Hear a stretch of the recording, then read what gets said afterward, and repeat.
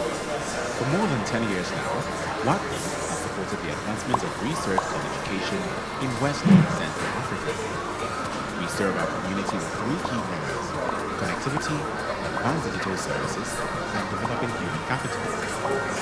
Through affordable, high-speed connectivity, researchers, staff, and students can collaborate with their colleagues within the region and beyond.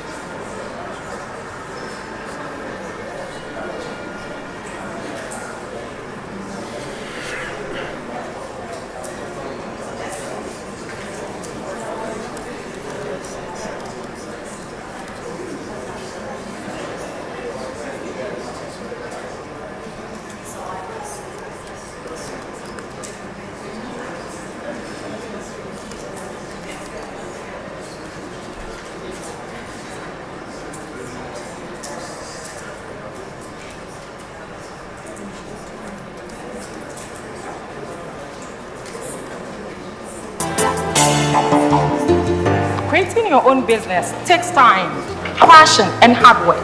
It takes commitment and perseverance in the face of challenges. As an entrepreneur, I look for value. How to get more for less. That is what Vodafone Too Much Business gives. Too much data, minutes for calls, SMS bundles, and my favorite part is too much flexibility to customize your mobile plan. Get more value for your business. Sign on to Vodafone Too Much Business, a cost-efficient mobile offer that allows you to choose and customize how much data, voice or SMS allocations your business needs. Send start to 050-777-9000 or email vodafonebusiness.gh@vodafone.com. Whatever your business needs are, Vodafone Too Much Business has a solution for you.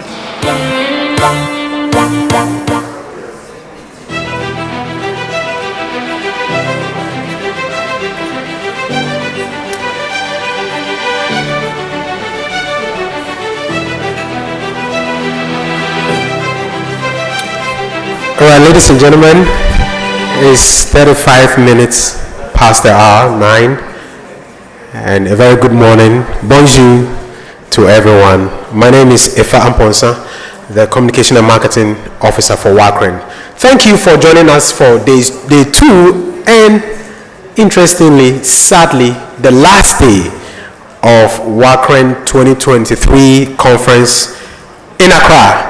Can you put your hands together for yourself for staying through, or from Monday through to today? Wow.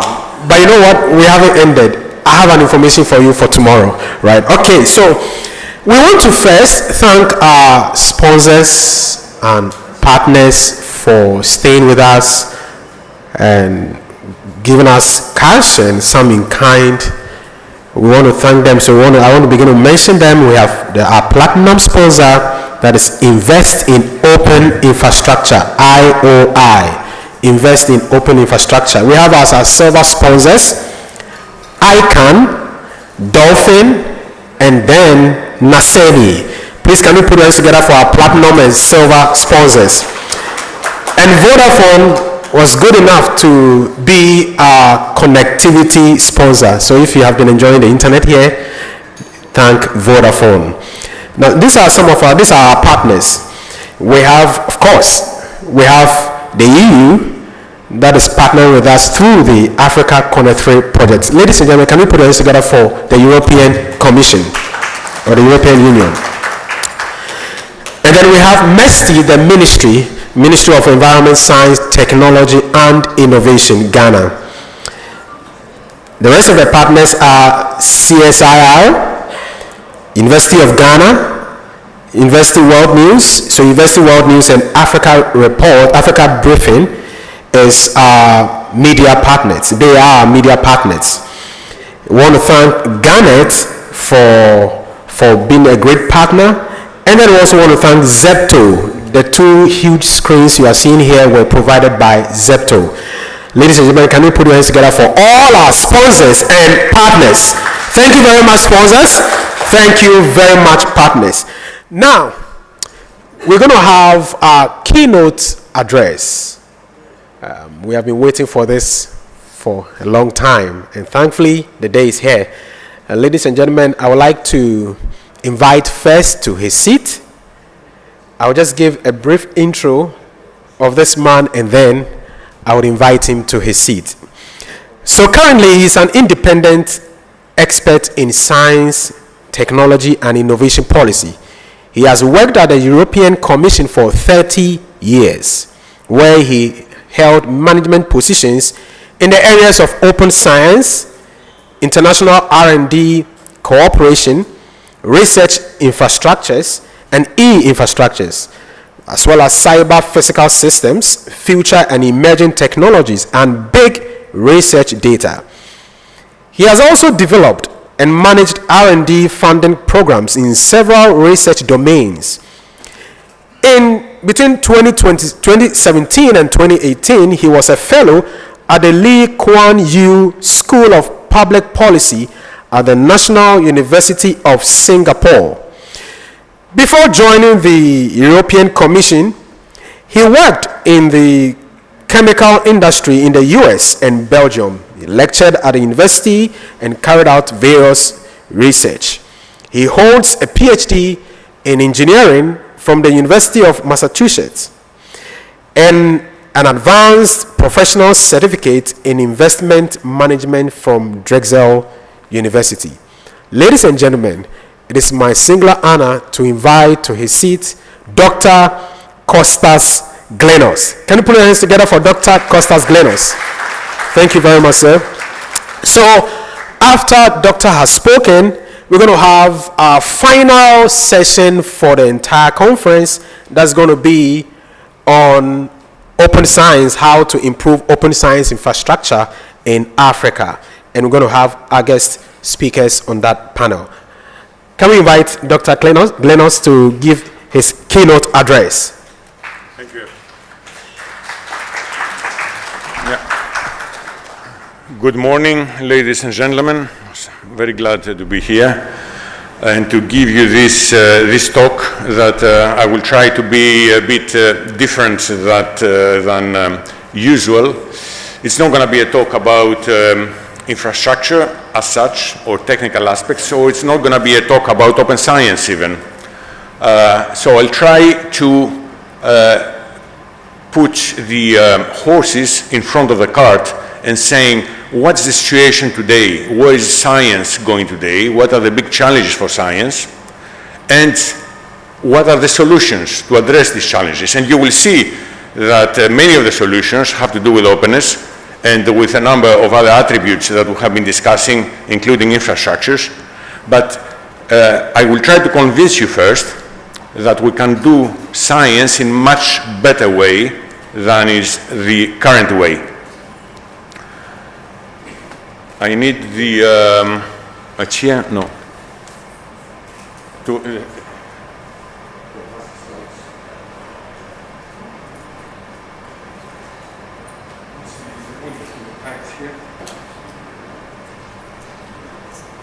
but they're going to do it for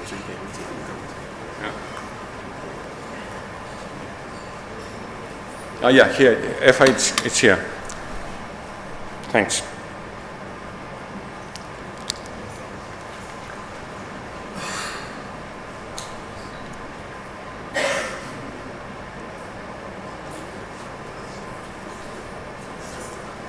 Yep, there it is. Huh? No, it's okay. I'll operate. If it doesn't work, then I will use this microphone also. Can you hear me well? Or it's not on yet? It's not on. Yeah, you can hear me? Yes.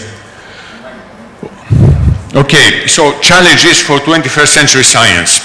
And here it's the positive view that these are challenges. I could say the 12 plagues of Pharaoh of Egypt, or I could say, something else that's far more negative. And this is what I'll be talking about most of the time. So some challenges for science today. Narrow perceptions of quality. We are all talking about good science or excellent science. If you ask 10 different people what they mean by excellent science, you will get 10 different answers or no answer at all. What does it mean? Often, people mean excellent science is the science that is managed to be published in a very high quality journal. So the paper counts. The paper counts and where the paper is published. An excellent researcher is the researcher that publishes a lot. And when you have your CV, usually if you have lots of papers, you give a list of 100 papers that you published. If you are a senior researcher, sometimes it goes over that. So, but this is a very narrow perception of quality, because it doesn't say about the quality of the actual results, how rigorous they are, how robust they are. It doesn't say anything about the impact of the results, about their relevance for society, including globally as well locally in the particular country that we are talking about. It doesn't say anything about what the person, the scientist, has offered to his or her community. What have you contributed? It doesn't say anything about all the other products of science, because science is not only about producing papers. You also produce data, more and more nowadays. You also produce software. You produce models, mathematical models, for example. In some areas, it's a key thing, like in the climate. You produce many things. How about all these others? So it's a very narrow perception of quality. And this results in a second big challenge, which is the challenge of reproducibility. Reproducibility and replicability of the results. In extreme cases, lack of reproducibility is due to fraud, but this is only in a minority of cases. So, is this the culture we want? This is the question that I will be trying to answer through my talk. I have to, Okay, this slide is based on a number of papers. The journal Nature had published a series of articles on reproducibility. Some of you may have seen it. The numbers that are shown there are quite shocking. When it first came out, the slide is several years old. Today, I checked it yesterday, we're spending more or less 390 billion US dollars per year globally on health research. And if you are taking the papers, these papers systematically, and you see whether the conclusions they draw are valid, whether in other words you can reproduce them, replicate them, up to 85%, depending on the area, is not replicable. What does it mean is not replicable? It means you cannot trust it. You cannot trust it if you cannot get the numbers and the methodology used and come out with similar results. You cannot trust it. This means that we're wasting up to, and I'm careful to say up to, this is what the papers that I list there say, up to 85% of what the taxpayer provides for research. What happens if the taxpayer finds out? Why? So there are not lots of papers. Here I have a summary of the usual reasons. First reason, very often papers do not address pertinent questions. Why are they not pertinent? Either because they are not relevant, nobody is interested, neither patients, nor doctors, nor staff at the hospitals or the general public, or because it's not pertinent because the question has already been answered. Simply the people that write the paper don't know. Maybe it's not open access paper, that the ones that addressed already the issue. Very often, we have a very poor study design. We see paper after paper that has examined 20 subjects, has done a trial, let's say in a hospital with 20 subjects, or 30, or 50. And then a statistician in the second year of university will calculate very quickly that results are irrelevant again because the statistical sample is very low. The size of the sample is very small. There are many other reasons that the methodology is poor. Bayesian statistics is a notorious problem for many scientists, and many collaborations do not employ good statisticians to ensure that the results have a value.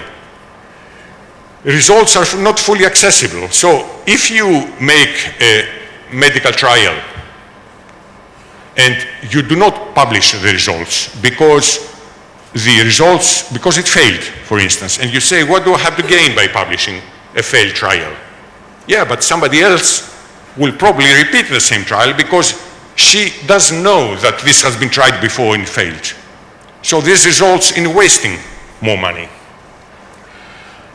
There's strong bias, so we're humans, and the human brain works in a certain way and has this mechanism that we call confirmation bias. When you set out to prove something, it also happens in an argument between friends, right? You already think quickly of the arguments that will support your position before you have entered into the discussion. This is what typically scientists or researchers do as well. So they will subconsciously very often reject all the arguments that's against their thesis and will keep the data or arguments that are in favor. So you have a set of data and you have a few outliers. And you say, this must be, measurement errors. And you delete them, right? But very often they are not. But you have the tendency to do so. There are ways to protect yourself from this, but that's very difficult. Unusable research reports. So that's another major reason, that you cannot check simply whether something is true or not, because you have the paper, you don't have the data, you don't have the software that they used, you don't have the model the people used, and so on. So you cannot reuse the results, you cannot reuse the reports.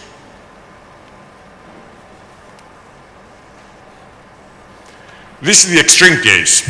This is the case of fraud. And I picked it up from The Economist exactly 4 weeks ago, the 22nd of February this year. This is the title of the paper. There's a worrying amount of fraud in medical research. And I'm not talking now, this is a coincidence that this is medical again. Yeah, so it is no different than in any other, there's no reason to be different in any other research domain. So you see there, they measure the retracted papers from journals, and you see how the number of papers, so the screens are relatively small, so I'm not sure you can see, but as of 2000 roughly, the number of retracted papers, so papers that the journals took back and they canceled their publication because there was a serious problem with the papers, is exploding. Yeah, why?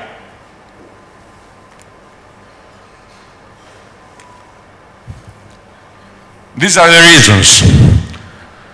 You see that about 80% of the cases is suspected fraud or confirmed fraud and plagiarism. These are the reasons of retraction.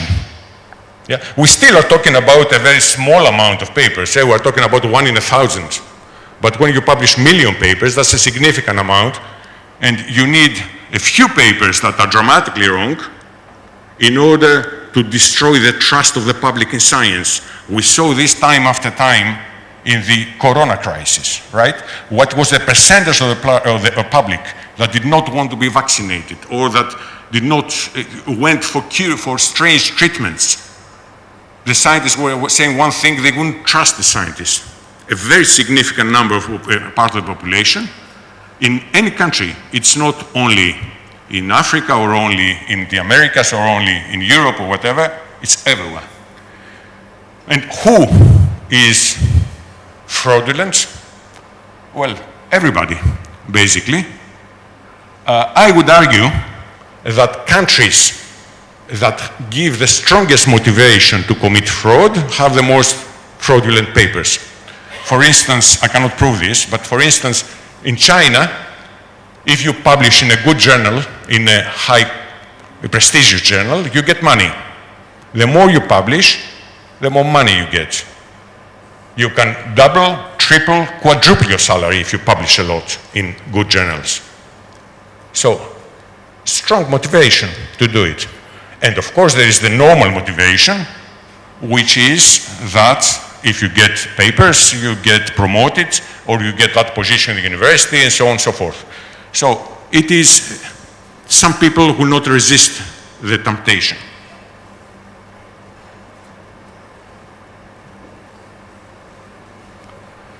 Then we have, this was about the quality, and now it's about the quantity, hyper-publishing. Within 8 years, we double the amount of papers we publish. You have, there was a paper 5 years ago in Nature, but now the number will be much higher.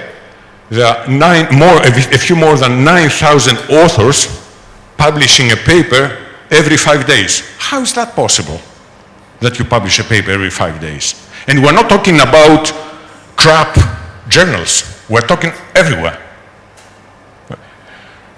And then if you look at citation rates, I mean, who reads these papers? Well, many papers are never read by anybody or are not never cited by anybody. The numbers vary widely from the humanities, where 82% of the papers are never cited, to medicine articles where 12% of the paper, but still 12% is quite high. And if you talk about publishers, I mean, we have more than 16,000 publishers 2 years ago.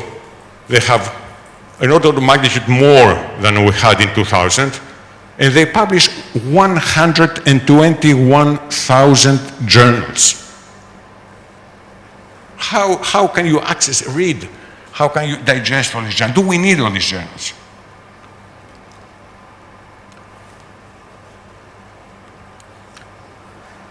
Okay, these were the first 3 challenges. Next one, one that I think we are quite familiar with, closed access. Oops. And yeah, this is from Koki. Still, despite progress made, more than half of papers are closed. You cannot read them unless you pay a subscription, 53%. Since 2010, if you count all the papers together, which is what's the number of the papers? It's 40 million or something papers. I mean, I put also how Ghana does. Since we're in Ghana now, and Ghana does quite well actually. For the last 10 years, it has more than doubled the amount of papers that are open access. You see how this grows here. And it has about, half. It is a bit better than the world average, which was 53%. Ghana has 49%, which is better than the US, for instance.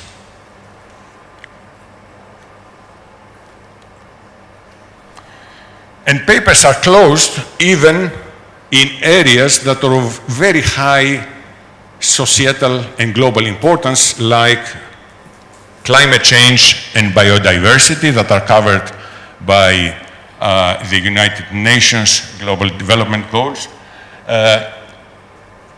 57% of these papers are closed access. And this is why there's a campaign now for the last year, 6 months, the Open Climate Campaign, that would invite all of you or your institutions to subscribe to, that is trying to promote openness of these papers with publishers, to open up this, as they did open it for COVID-19, and it is still open temporarily till the WHO declares that the pandemic is over. So in this way, that they open their papers that have to do with climate change and biodiversity. And it's a consortium of a few organizations. that carry out this campaign. Irina, who I think you all know and is here with us, participates in the consortium on behalf of EPFL, who is a partner. So it would be nice that all of you, your institutions and WACREN as WACREN, subscribes to the campaign and becomes a supporter. It's free of charge in the Open Climate campaign. Oops. Next few challenges. Now I'll be accelerating a bit. So there's an obsession with rankings, especially institutional rankings. Which university is better than another university? And this is terrible because these rankings are not looking at what really matters. They're just looking at some numbers, some indicators. And the indicators, you can play them as you wish. And then the companies that produce the rankings, they provide consulting services to those that who want to increase their ranking. So what bigger conflict of interest than this?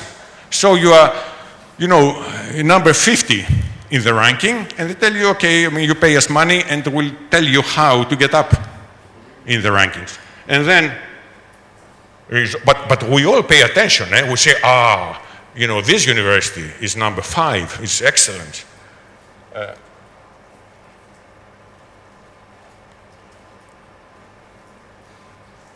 So in this, you probably saw it was in the New York Times initially, but then all papers reproduced it. Here's from the Guardian, this a few months ago. Columbia University in New York whistleblower exposed college rankings, they are worthless. So, in other words, they were cooking the numbers, and Columbia University from number 2, immediately when you put the correct numbers, it went number 16, I think, or something. And it's not Columbia, I don't want to accuse any particular university. But it is, the motivation is too strong, and there's nothing to guard you against it, because if you're high in the rankings, you get lots of professors who want to come to teach at you. You get lots of researchers who want to come do research with you. You get more money from the government. Yeah, you get more prestige.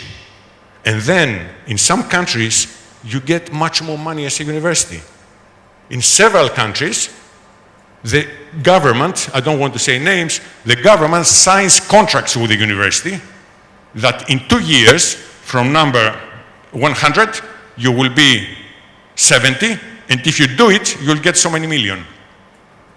So the motivation is too strong, and they don't represent much.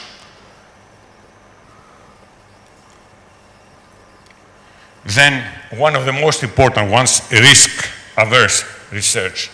What happens if publishing in high-impact journals, in prestige journals, is a very strong motive? What happens? You need to publish, right? It's well known. In Europe, for example, if you get a couple of papers as a postdoctoral researcher in Nature or Cell or one of these science, or one of these iconic journals, you have a guaranteed professorship position in university, right? This is what really counts. So, are you gonna take up a research as a PhD student or as a postdoc that's likely to give nothing? No, you're not. Because taking risky research means what? That most times it will fail. If you are sure you'll get something out, it means it's not high risk enough. You are going to take something that already exists and try to get it a step further. Incremental research, because it's the most likely to be published. And you are not going to go very interdisciplinary, because there are very few journals that publish interdisciplinary. They are punished, the interdisciplinary papers, that are in no discipline clearly, but they bridge across. So we have this risk aversity in research. And then I have been talking to many professors who become a professor, but then they continue the same behavior. And you tell them, you are a professor already, why don't you take risk now?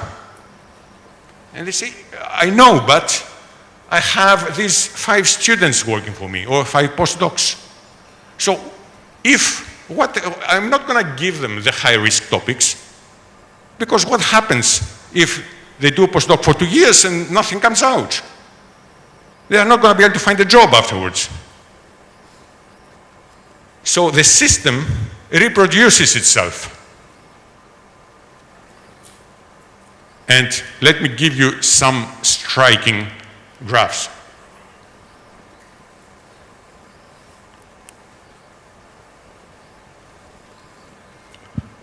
So there are some people that went through the trouble of looking at the research productivity for the last 100 or 80 years.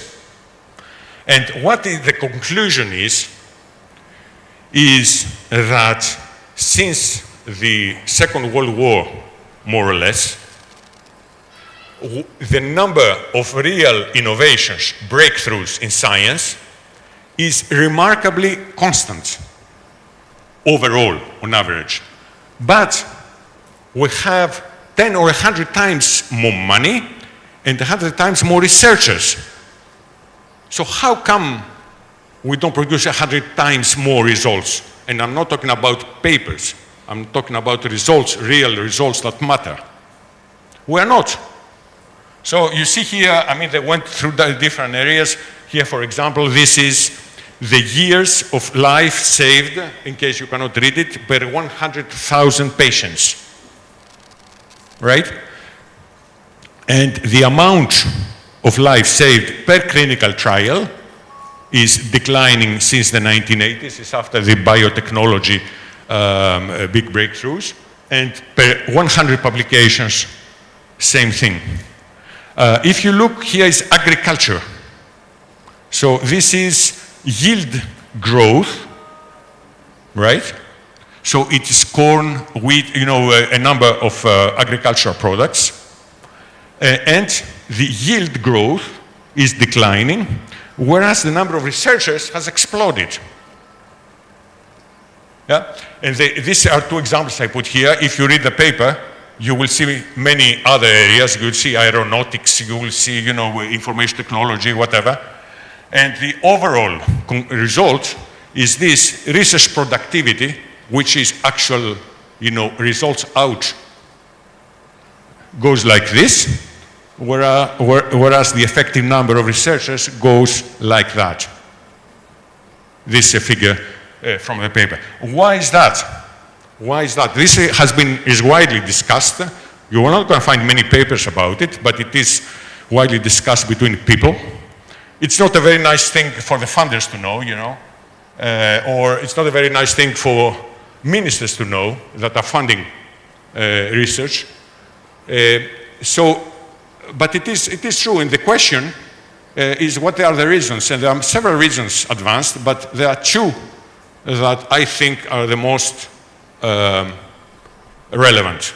One is that new things become harder and harder to find.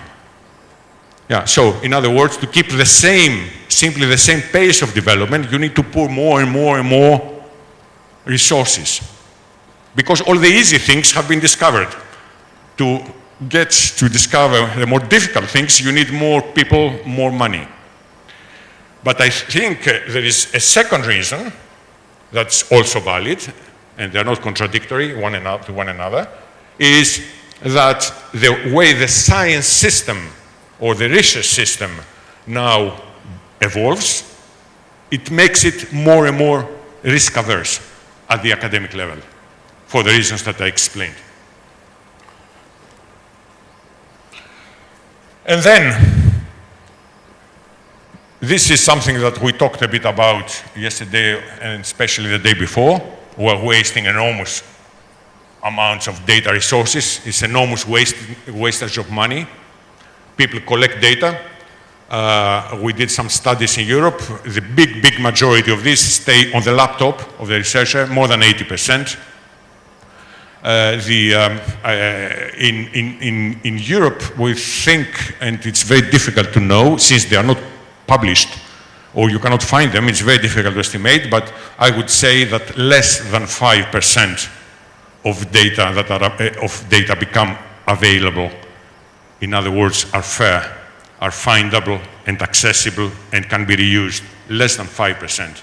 And I think in some countries it may be, almost zero or below 1%. This is enormous waste because you collect again and again and again and again the data because you cannot find them. You repeat the same mistakes because the people didn't tell you what the problems they encountered. So, terrible problem. I mean, I don't argue that open science will solve all these problems, but you can make the reflection yourselves here, because if it was mandatory to publish your data, not always, but in some cases at least, or if it was mandatory to have your data, make your data findable through PIDs, identifiers, and you were curating your data, then of course this problem would not disappear, but would be less important. A major issue here, loss of control of scientific production. So those who produce science, so researchers, scientists, they're not in control of what they produce. Why? Because if the objective is mainly to publish, you are happy to surrender your intellectual property rights to the publisher. And you are not happy to share anything if you don't receive some kind of reward. So progressively, universities lose control. Because whatever they produce, they don't even know what they produce. Yeah. This is a big, could be the topic of another talk. It's a very deep problem and a very difficult one to correct. Okay, and then gaming the system, lack of equity and inclusion, and there are papers that show how the current system of science reproduces racist and sexist biases. And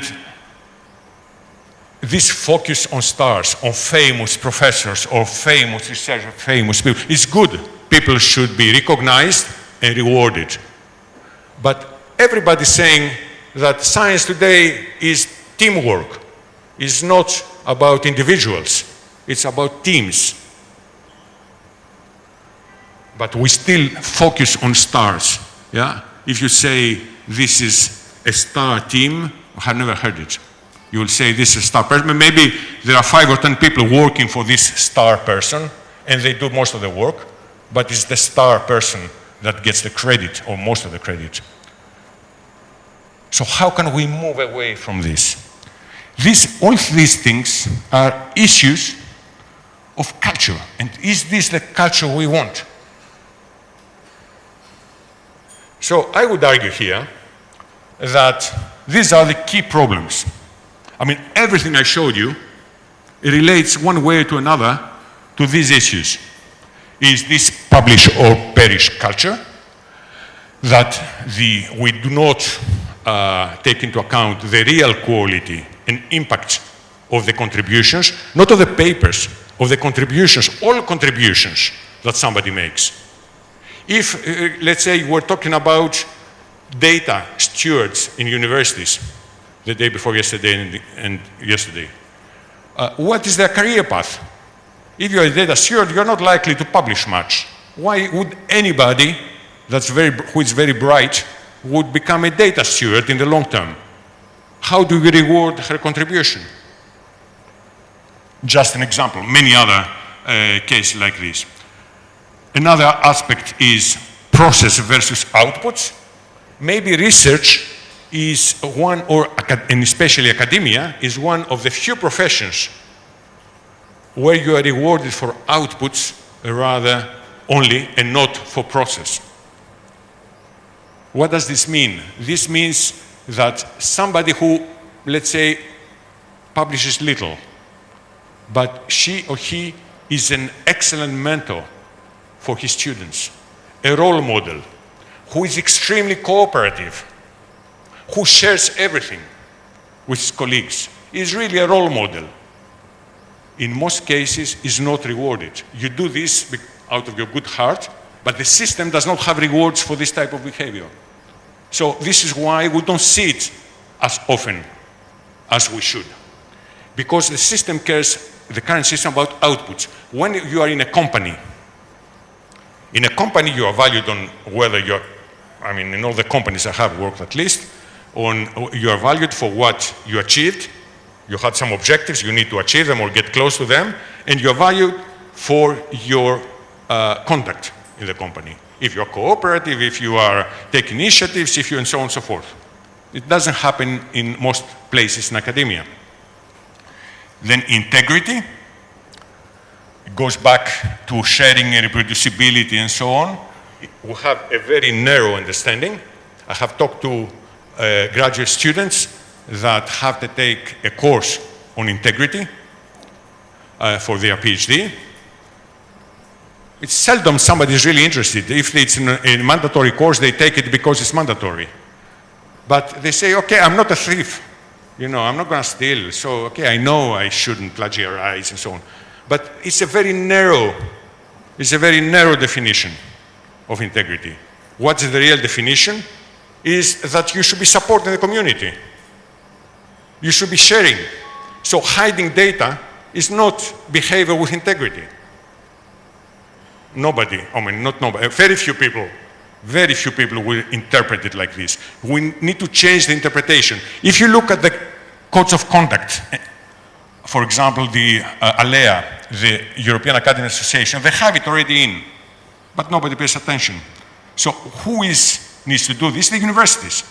It's you, the universities, who need to get this in the curricula, and you need to have the right to pass the right spirit to the students. And then finally, assuming responsibility. Again, as I said before, once something is published, researchers lose interest because the main reason, thing was to publish, and we need to make universities and individuals feel responsible for their scientific production. So I would argue that these issues of culture, and culture changes with a lot of difficulty. Culture is not like you put a new law or a new regulation or you recommend something and the culture changes. No, nothing will change. Culture changes slowly, and you need a very well-organized, concerted action for it to change, and you need role models, and you promote role models. So the first thing that has to do with culture is the rewards and incentives system. Yeah? What counts in your career? If something counts in your career, or very important in your career, it's very likely you are going to do it. And then I would argue also that today's publishing models do not serve well this need for culture change. And you also need the enabling infrastructure to allow this change to happen. I'm not going to say anything about the enabling infrastructure because I think the rest of the conference and some of the discussion afterwards will be on this. So in the current reward system, this is a survey done in 2019 by the European University Association to all universities, about 1,000 universities in Europe. And what types of academic work matter most for research careers? So top ones, publications, and attracting funding externally to the university. If you are good at doing this, you have a career. What comes last, with less than 50% of people saying that it counts?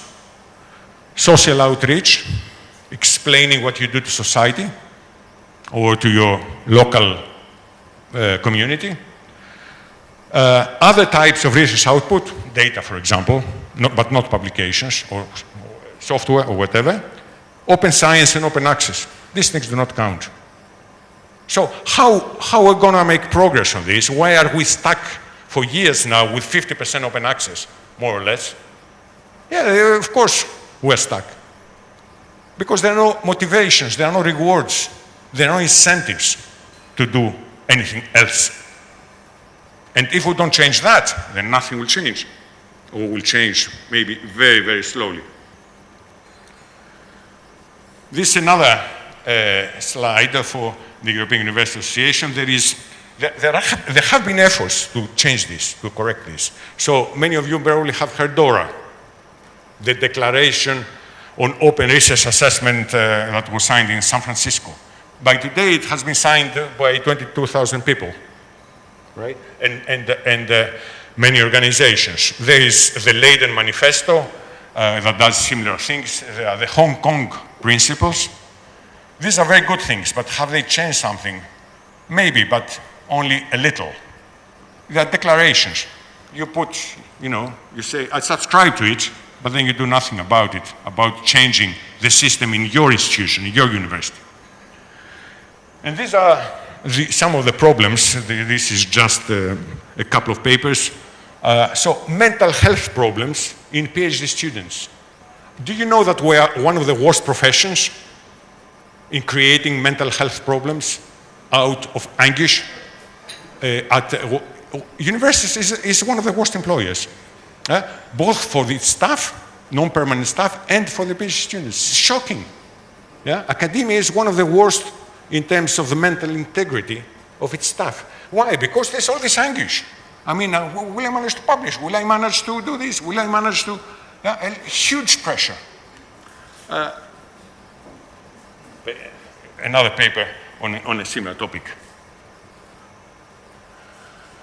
This is, I just put it here because it's very interesting for you, I think, to read, because it shows the paper how the current metrics of citations and general impact factor and so on perpetuates the different biases.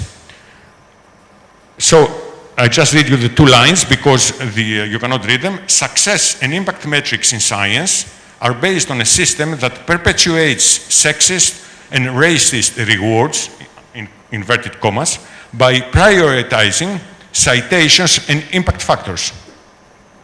Yeah, it's quite interesting to read the paper. There have been many initiatives to change the situation, and some of them make great progress. I mean, initiative in the Netherlands, one of the first ones at national level, which is, I like very much its title, it's Room for Everyone's Talent. It's not only those that can write papers that pass the peer review in some prestigious journals, and it's not only those that know how to convince funders to give them money that should be rewarded. There are many other roles, so there is room for everyone's talent. There's a case study report from DORA that I mentioned earlier, so they are doing also very good work. So what do we want at the end? We want to go from a current system that defines excellence largely on the papers on where the scientists publish, which journal, and how much they publish, how many papers, to a system where it's a more composite definition of excellence. We want to go from a system that today incentivizes researchers to produce specific outputs, which are mainly publications, and to publish as much as possible and very fast, if possible, to a system that incentivizes research to share knowledge, share data, as early in the process, as openly in the process, and that incentivizes them to increase the rigor of their research and their research conclusions and their papers. To increase the rigor, therefore increase the quality and increase the impact. And to consider diversity of outputs that they provide, not just, again, papers. And we want this from a system that today rewards mainly individual competition, entirely competition-based scientists, to a system that rewards also collaboration and sharing. Competition, some competition is good, while the excessive competition is bad, especially in science that is more and more collaborative and teamwork, as we were saying earlier. So to address this issue, there's a European initiative that was put together. I was asked to talk to you about it because this might be an idea for you to do something similar in Africa or in West Africa to address all these problems, or to join the European initiative if you want, or whatever else. It's not something that you can do at country level. Because if a country does its own thing then it loses the interoperability with other countries. Yeah? So if in Ghana, for example, or in wherever, you reward one thing, but all the neighboring countries reward an entirely different thing, then it's very difficult to get scientists going from one country to the other. So this is why it should be defined on a large scale as possible. So in the European initiative, we thought that if it has to have any chance of success, everybody who counts in evaluating and assessing research should be involved and should become a stakeholder. Who are those? Firstly, the institutions. They assess research? Yes, they assess research because they evaluate researchers and professors to give them a promotion, and because they hire people. And when you hire, you have certain criteria according to which you select the person to hire, ideally. So it is the institutions, the universities, the research centers, it is the funders. Why the funders? Because the funders also evaluate research proposals.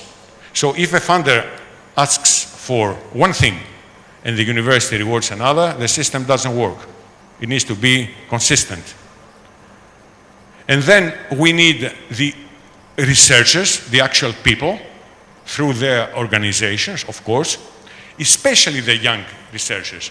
The senior researchers, or the older ones that are close to the end of their career, they had it already with the old system.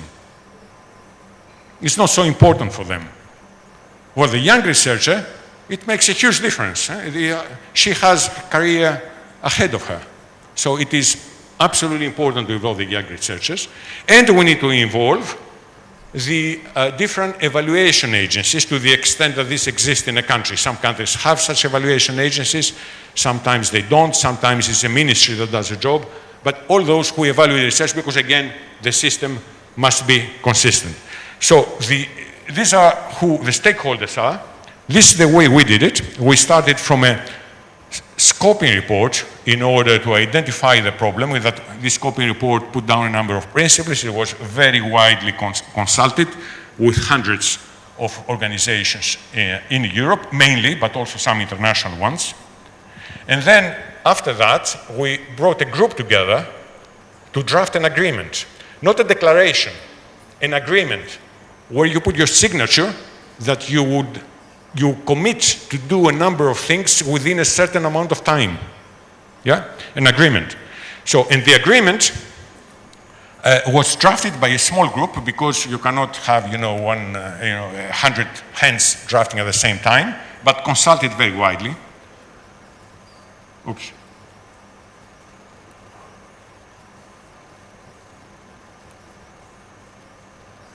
Yeah, so there was a drafting team. This contained three organizations, one bringing together the funders, another one bringing together the universities, the European Commission, and a representative of young researchers, and she was the pen.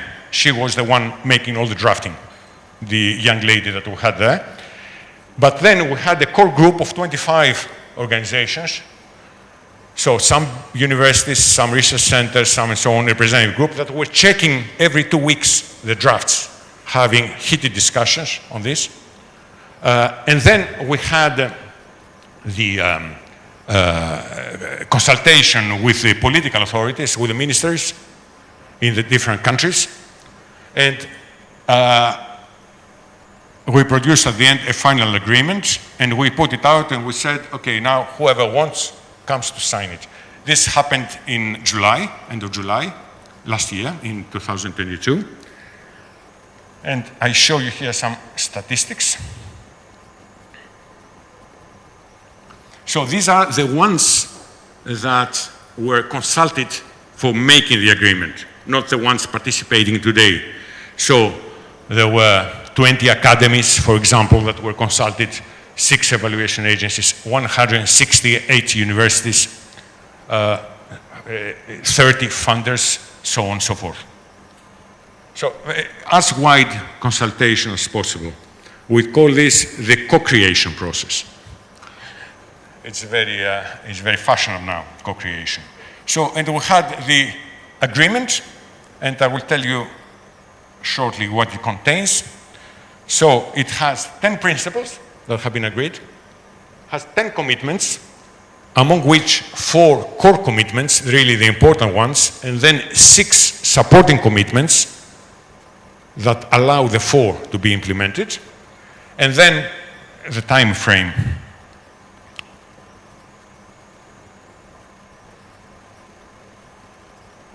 Okay, here are the core principles. You're not able to read them, but I tell you some headlines. There are overarching conditions. There are 4 of them. And the first one is ethics and integrity rules. Secondly is freedom of research. I mean, this should be in such a way that freedom of research is safeguarded. It is autonomy of research organizations, very important, especially in some countries, that the autonomous organization is not seen to be weakened in any way. You can find all this online, by the way. Independence and transparency of the data. So this means that if you say, I did something, or if you say, this is better than this, or whatever, the data should be visible by everybody. So there is trust in the whole process. So these are the 4 overarching principles. And then we have 2 principles for quality and impact. One is about the research assessment should focus on quality, real quality. So not proxies, not where the research is published, but the real quality. We don't care about the journal, about if it's a paper, but about the real quality. And then this is probably the most important text in the entire document. Recognize the contributions that advance knowledge and the potential impact of research results. And then 4 principles about diversity, inclusiveness, and collaboration.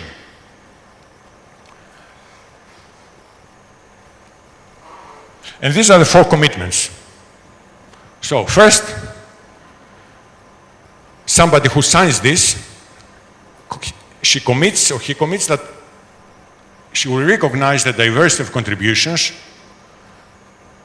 to research and the careers in accordance with the needs and nature of the research. So these are not empty words. All of these are 100% implementable. Yeah?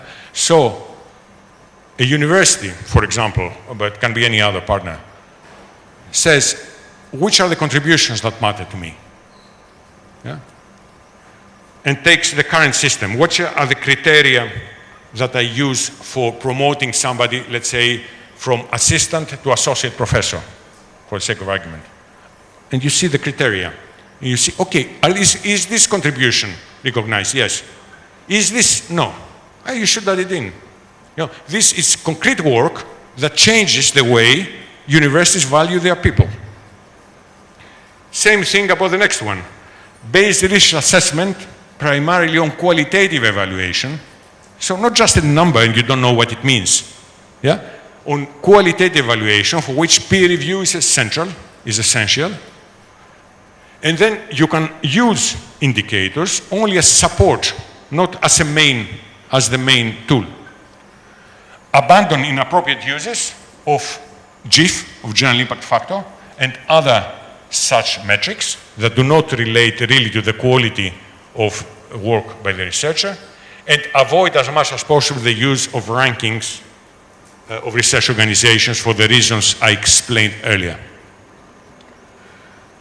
Here we said avoid, we didn't say we ban it completely, because there are cases where you cannot do something else, you have to use some kind of ranking. And then there are supporting commitments, and I'm not going to go through this, but of course, if you are serious, you should give some budget, make some allocation of money to go through the process of reforming the way you assess people, if you're a university. You need to be able to share what you have done with others so that the others learn from you and you learn from them, and so on. So these are the supporting commitments. Anybody interested can look it up.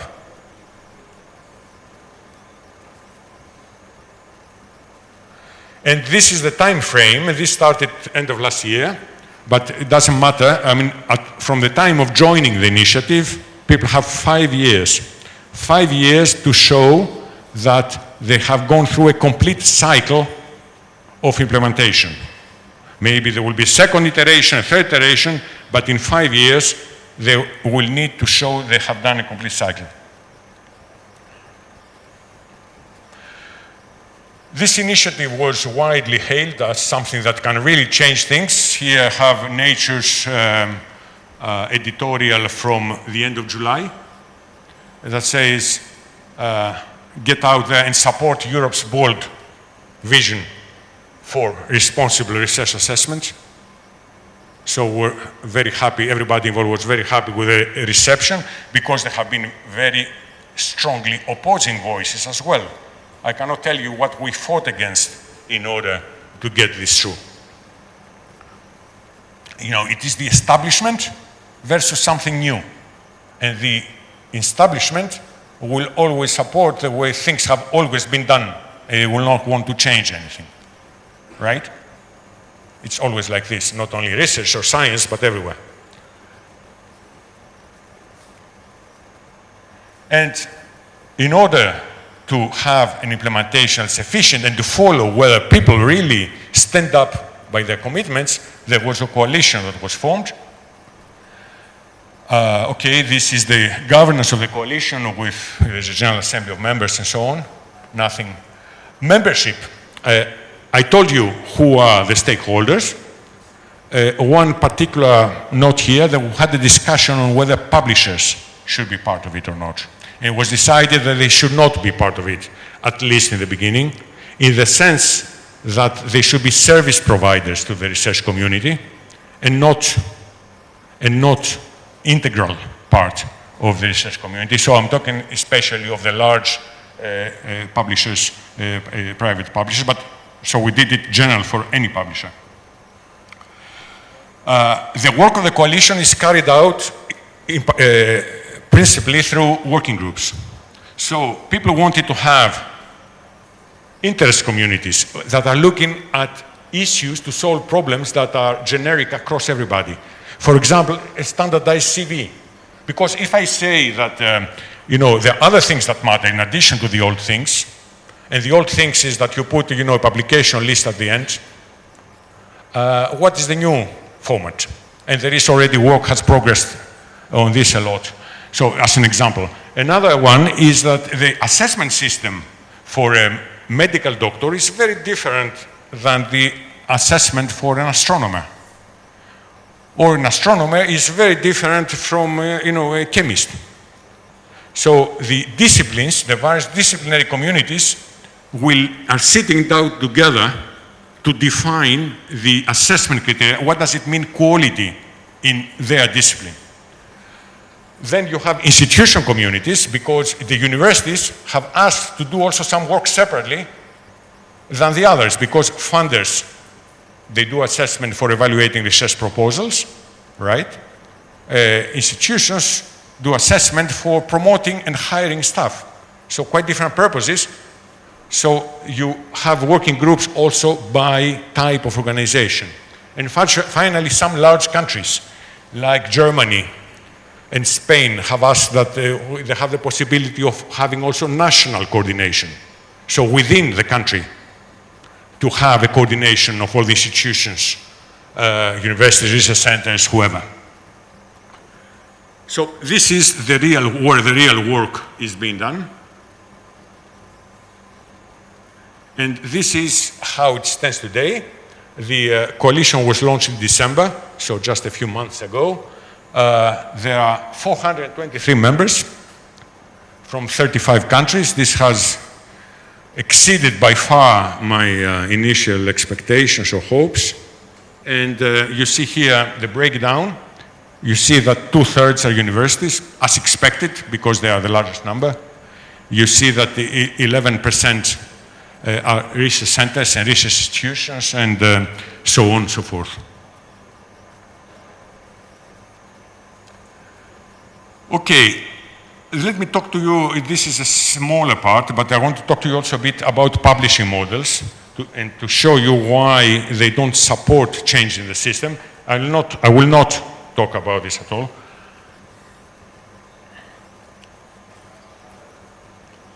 So, just to remind you some numbers. So we have, as I said earlier, 121,000 journals, yeah? 16,000 publishers, of which 71 publish a single title. Yeah? But half of the articles are published by the 10 big publishers. The revenues of the publishers have been 28, the ones who publish, all the private ones in other words, 28 billion.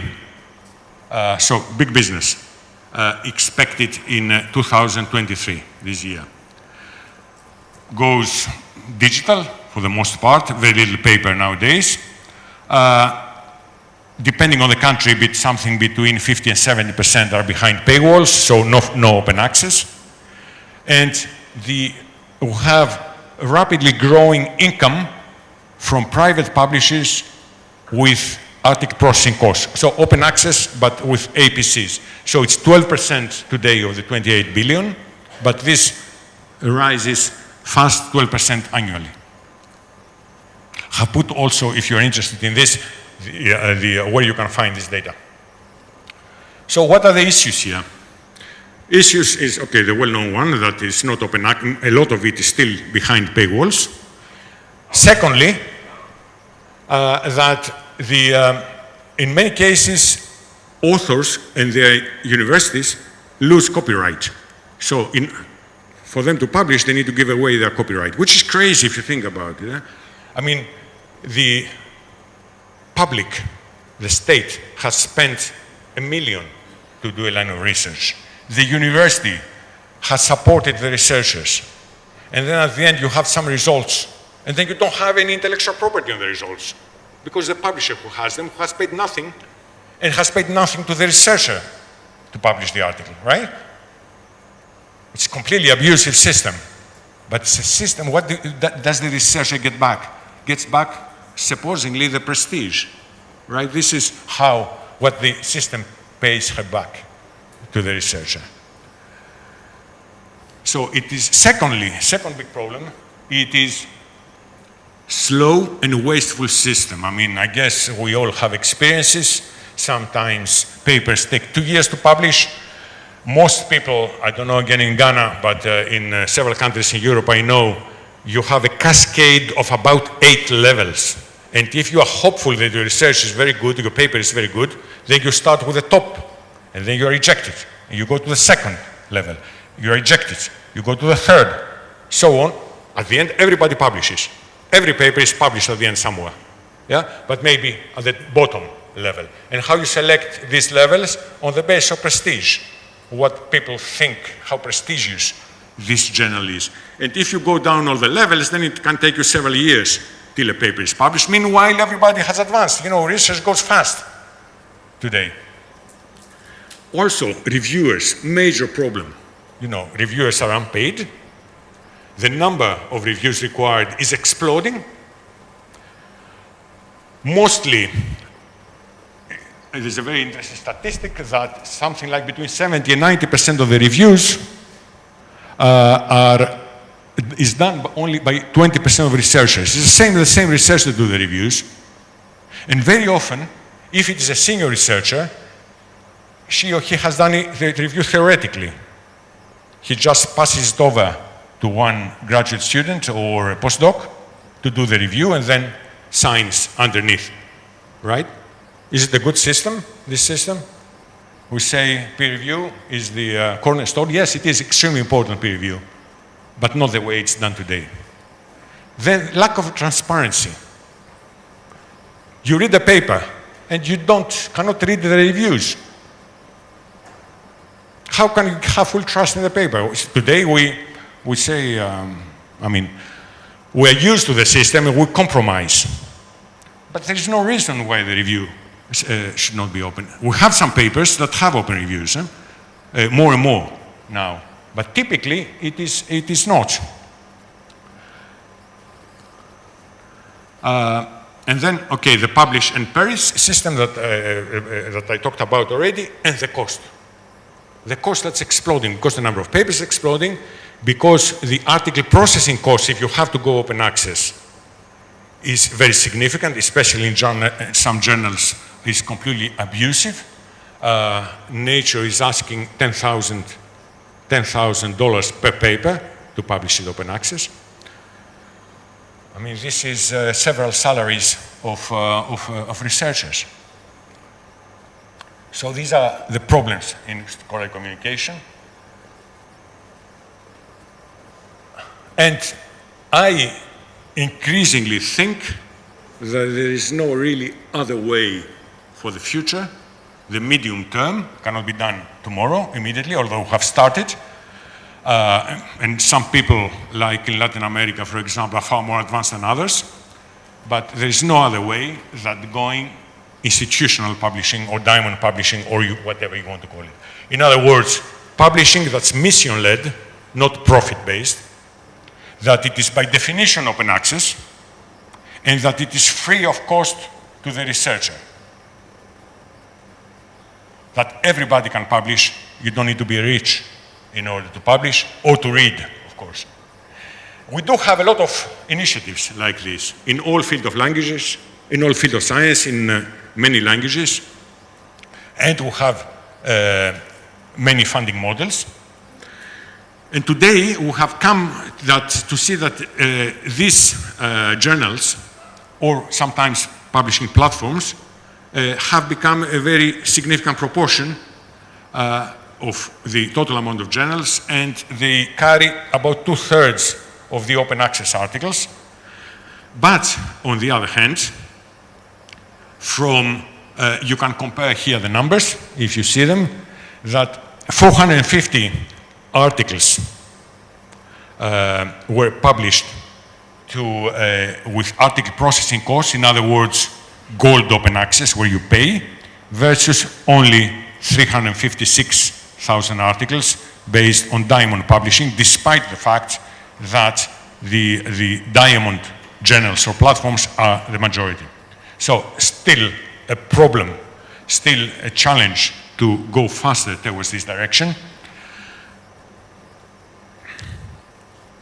So here you see it per field of science. You see that in the area of humanities and social sciences, diamond or institutional publishing is the majority. And you see that it's more mixed in the areas of science, technology, engineering, here, and medicine.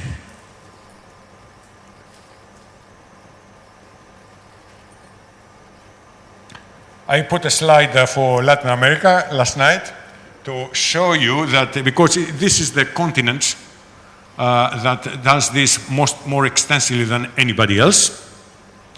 And this shows collaborations, so papers published and who is co-authoring this paper. As you would expect, you see Spain here, that it is very brightly lit because there are many collaborate, and Portugal, but also, the rest of Europe is relatively bright. Very little in Africa, unfortunately. Yeah. And a little bit in the US. Quebec is very brightly lit. Yeah, because they have. Yeah, you will tell us about this afterwards, I guess. So this is not my slide. This I just copied it from Redalic. Okay, there are many initiatives also in the European Union about it. Here I put some of them. Operas, for example, some of you may know it, about humanities and social sciences, and several others I'm not going to go through.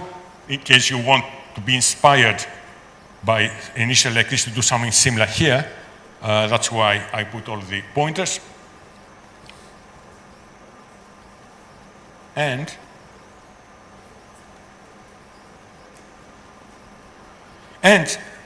in order to walk the talk of everything I have been talking about, the European Commission launched a European initiative that's called Open Research Europe, which is a publishing platform, and does things in a way that avoids all the problems and challenges that I described till now, to show that there is a way to do things and it's not very difficult.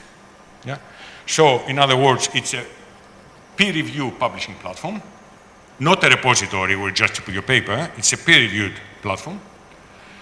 It's an optional service for the time being, only for the beneficiaries, those who have money from Horizon Europe.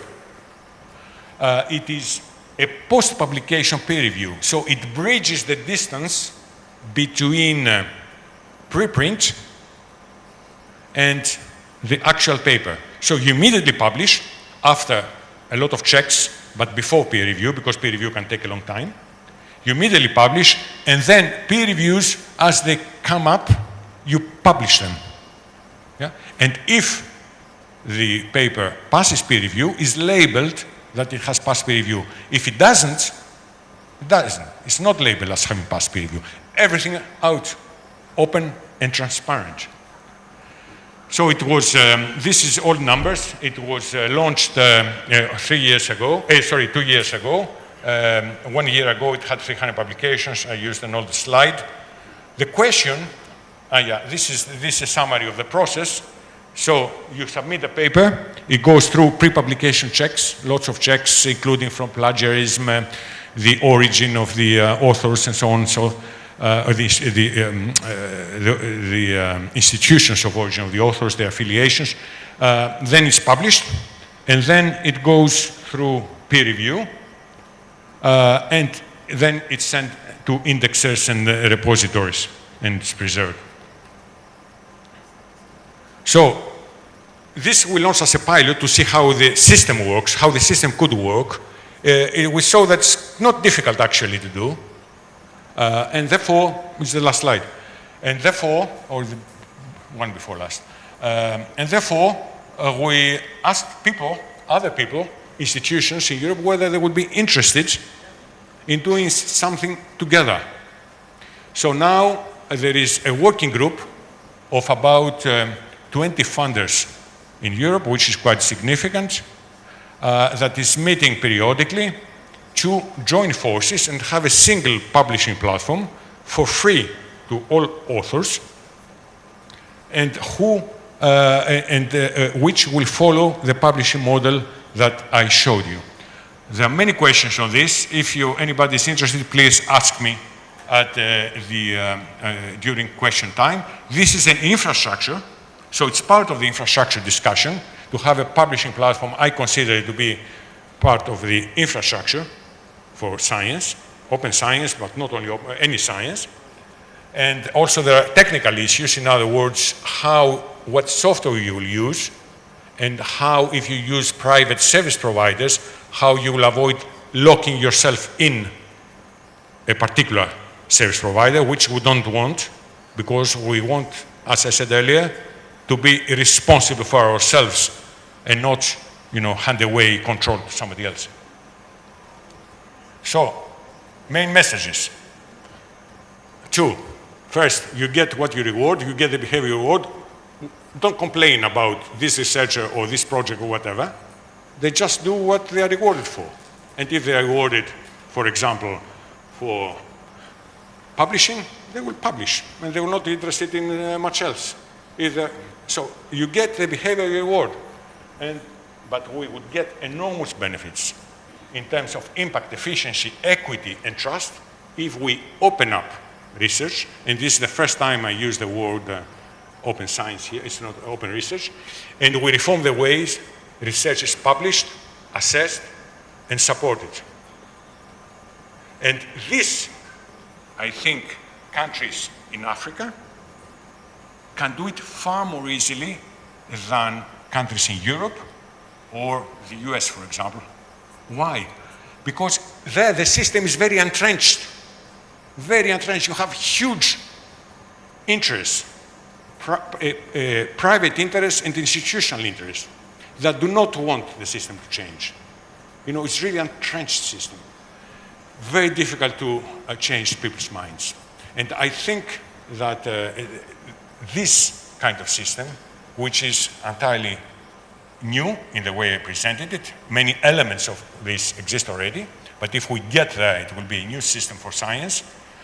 Can be Africa or also some other parts of the world, can leapfrog, and we should not forget that sometimes it's the second mouse that gets the cheese, as they say. Thank you.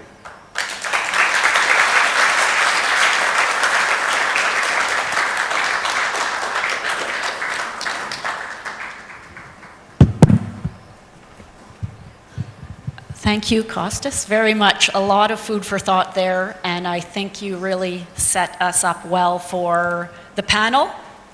But maybe what we should do now is take a coffee break, and we'll come back, and if you have any questions for Kostas, he's on our panel coming up, so please save those questions for after the coffee break.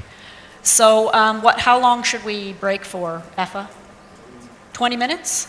Okay, see you back here in 20 minutes then.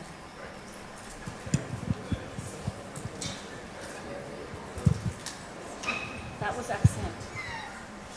Very nice, very good. You set us up. I was a little bit worried because I thought I would have to take this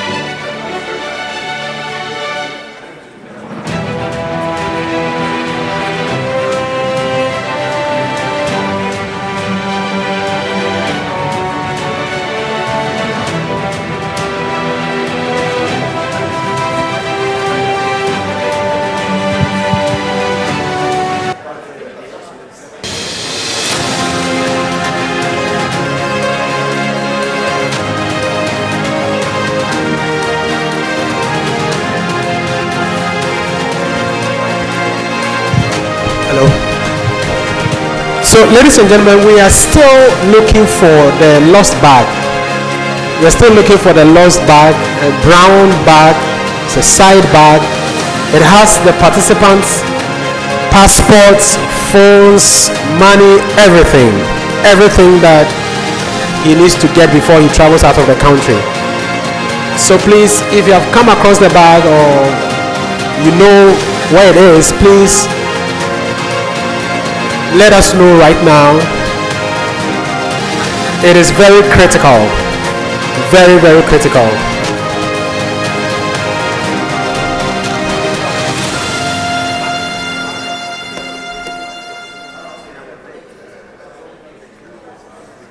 For more than 10 years now, WACREN has supported the advancement of research and education in West and Central Africa.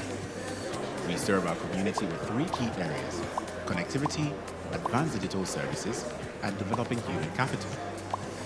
Through affordable, high-speed connectivity, researchers, staff, and students can collaborate with their colleagues within the region and beyond. Our video conferencing tool has come in handy in the COVID-19 pandemic period to support academic continuity. The tool is connecting thousands of students with their lecturers and academic supervisors and keeping administrative work going through online meetings. With EduRoam, learning is exciting. Through this authentication service, students can securely connect to available Wi-Fi when they visit other institutions across the world. EduID allows students and researchers to log into and access web-based services anywhere in Africa by using their own institution credentials. No need for re-registration or request for permission. National RENs through their member institutions access WACREN security and hosting services. Our modern infrastructure and capacity ensure that subscribers get the best of both services at affordable rates with high reliability. Network Operations Center as a Service, NOCAS, is designed for national RENs and R&E organizations looking for constant and effective monitoring and maintenance of their networks. WACREN has publicly scheduled and on-demand capacity building sessions for the brains and hands that handle the national and campus networks in the region. Over the years, users and beneficiaries of our network, services and capacity sessions have created value for their communities and by extension, the society. WACREN has been able to serve its community thanks to the European Union's support under the Africa Connect Phase project. The journey of unearthing potentials and creating opportunity for real socio-economic value continues.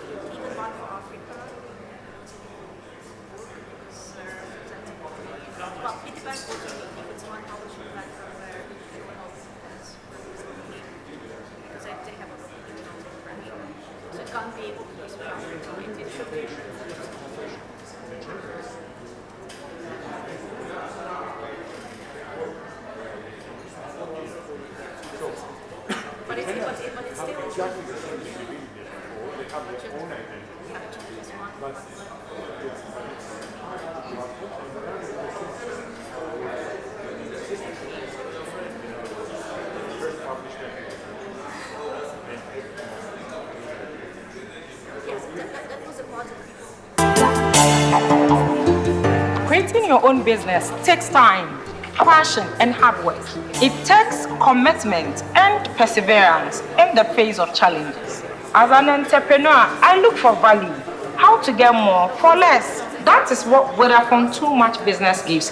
Too much data, minutes for calls, SMS bundles, and my favorite part is too much flexibility to customize your mobile plan. Get more value for your business. Sign on to Vodafone Too Much Business, a cost-efficient mobile offer that allows you to choose and customize how much data, voice or SMS allocations your business needs. Send start to 050-777-9000 or email vodafonebusiness.gh@vodafone.com. Whatever your business needs are, Vodafone Too Much Business has a solution for you.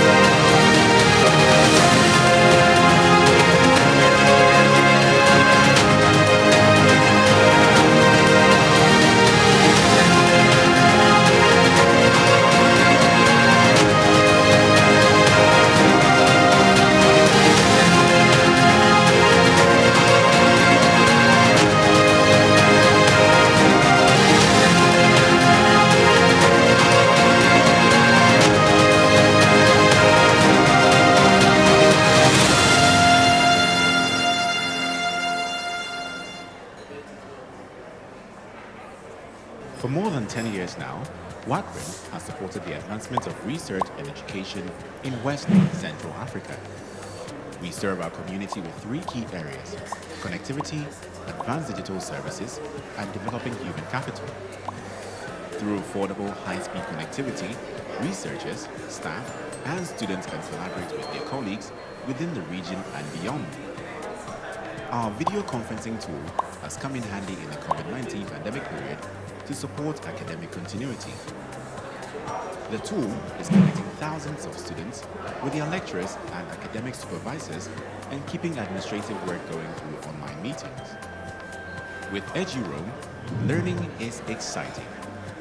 Through this authentication service, students can securely connect to available Wi-Fi when they visit other institutions across the world. EduID allows students and researchers to log into and access web-based services anywhere in Africa by using their home institution credentials. No need for re-registration or request for permission. National RENs and their member institutions can access WACREN security and hosting services. Our modern infrastructure and capacity ensure that subscribers get the best of both services at affordable rates with high reliability.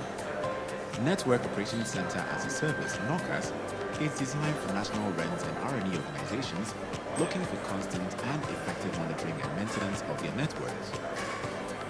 WACREN has publicly scheduled and on-demand capacity building sessions for the brains and hands that handle the national and campus networks in the region. Over the years, users and beneficiaries of our network, services and capacity sessions have created value for their communities and by extension, the society. WACREN has been able to serve its community thanks to the European Union's support under the Africa Connect Phase project. The journey of unearthing potentials and creating opportunity for real socio-economic value continues.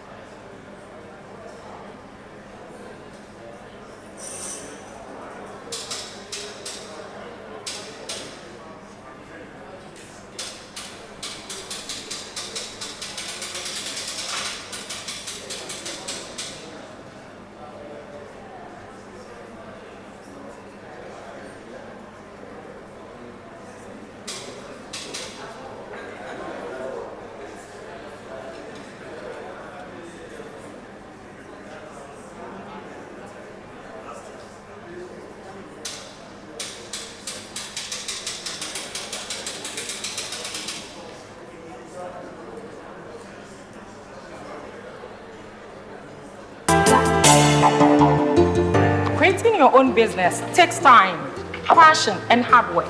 It takes commitment and perseverance in the face of challenges. As an entrepreneur, I look for value. How to get more for less. That is what Vodafone Too Much Business gives.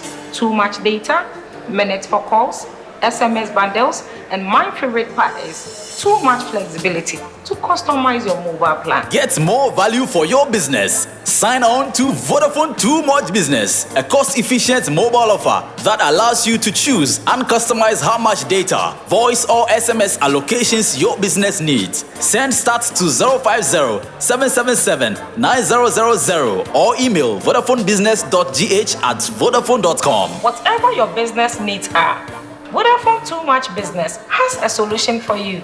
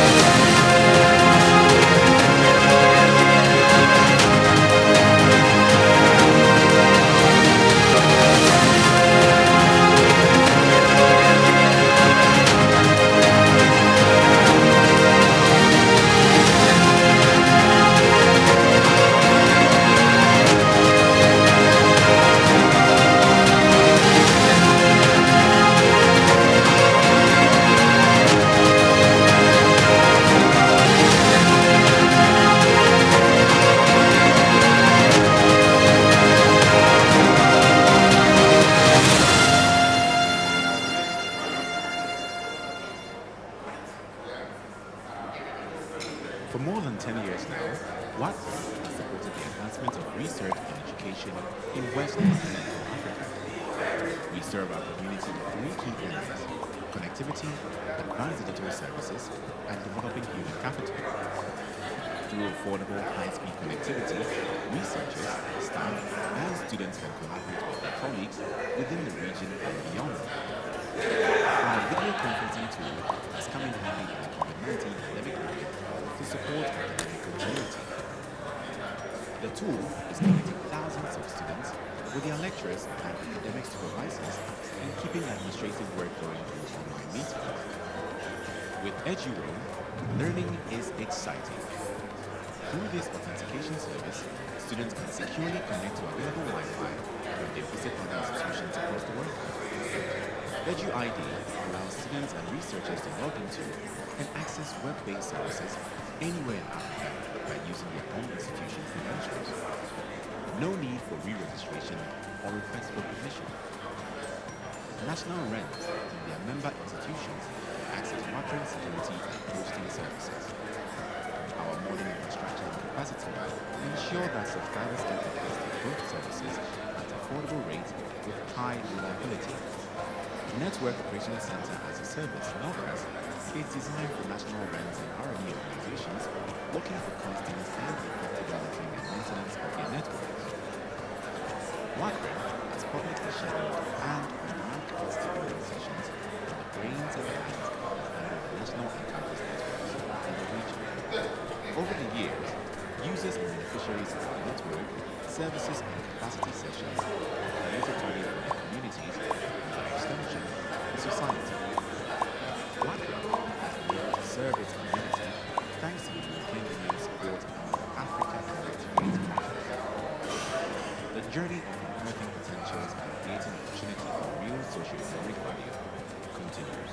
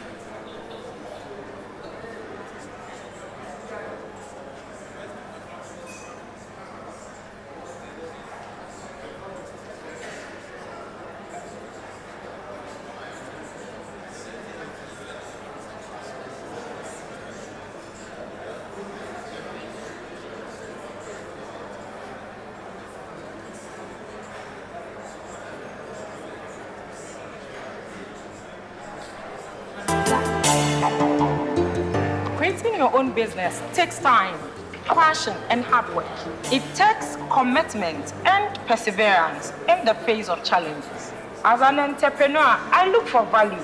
How to get more for less. That is what Vodafone Too Much Business gives.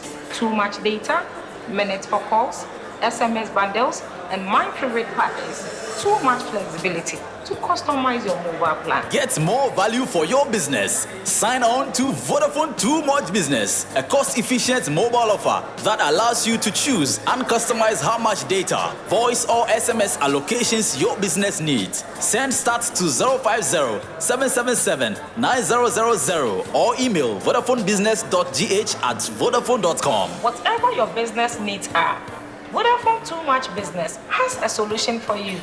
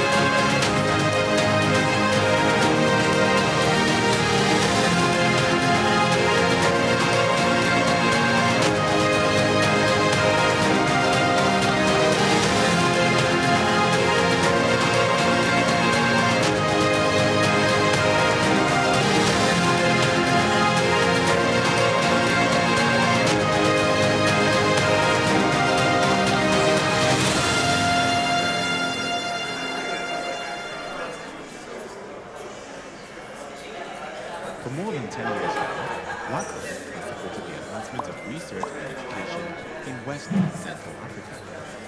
We serve our community with three key areas: connectivity, advanced digital services, and developing human capital. Through affordable high-speed connectivity, researchers, staff, and students can collaborate with their colleagues within the region and beyond.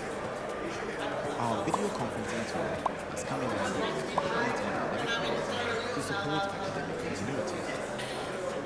The tool is connecting thousands of students with their lecturers and academic supervisors and keeping administrative work during the meeting. With EduRoll, learning is exciting. Through this authentication service, students can securely connect to global Wi-Fi when they visit other institutions across the world. EduID allows students and researchers to log into and access web-based services anywhere in Africa by using their own institutional credentials. No need for re-registration or request for permission. National links and member institutions access WACREN security and hosting services. Our model infrastructure and capacity ensure that subscribers can access both services at affordable rates with high reliability. Network Operations Center as a Service (NOCA) is designed for national range and RME organizations looking for constant and effective maintenance of their network. WACREN is public and does not trust to organizations with the brains and hands that handle the national and campus networks in the region. Over the years, users and beneficiaries of our network, services and capacity sessions have created value for their communities and by extension, the society. WACREN aims to serve its community thanks to the digital spirit and the journey of unlocking potentials and creating opportunity for real socio-economic value continues.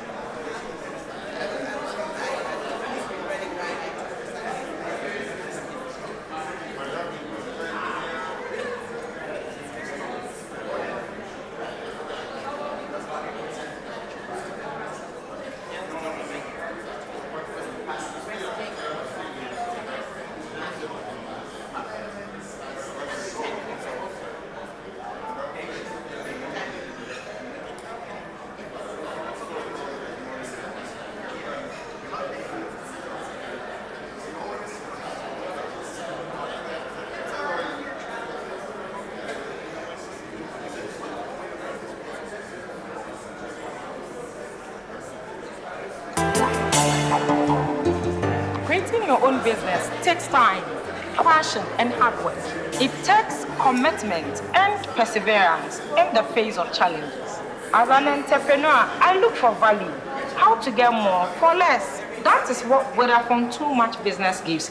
Too much data, minutes for calls, SMS bundles, and my favorite part is too much flexibility to customize your mobile plan. Get more value for your business. Sign on to Vodafone Too Much Business, a cost-efficient mobile offer that allows you to choose and customize how much data, voice or SMS allocations your business needs. Send start to 050-777-9000 or email vodafonebusiness.gh@vodafone.com. Whatever your business needs are, Vodafone Too Much Business has a solution for you.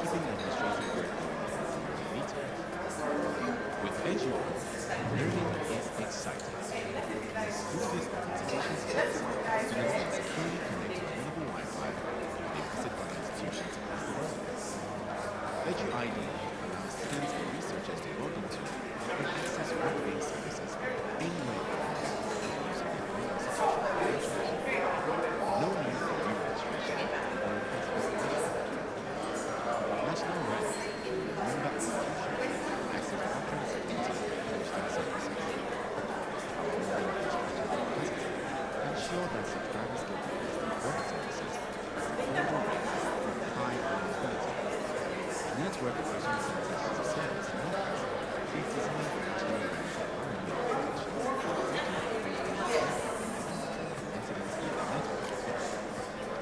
WACREN has population and advanced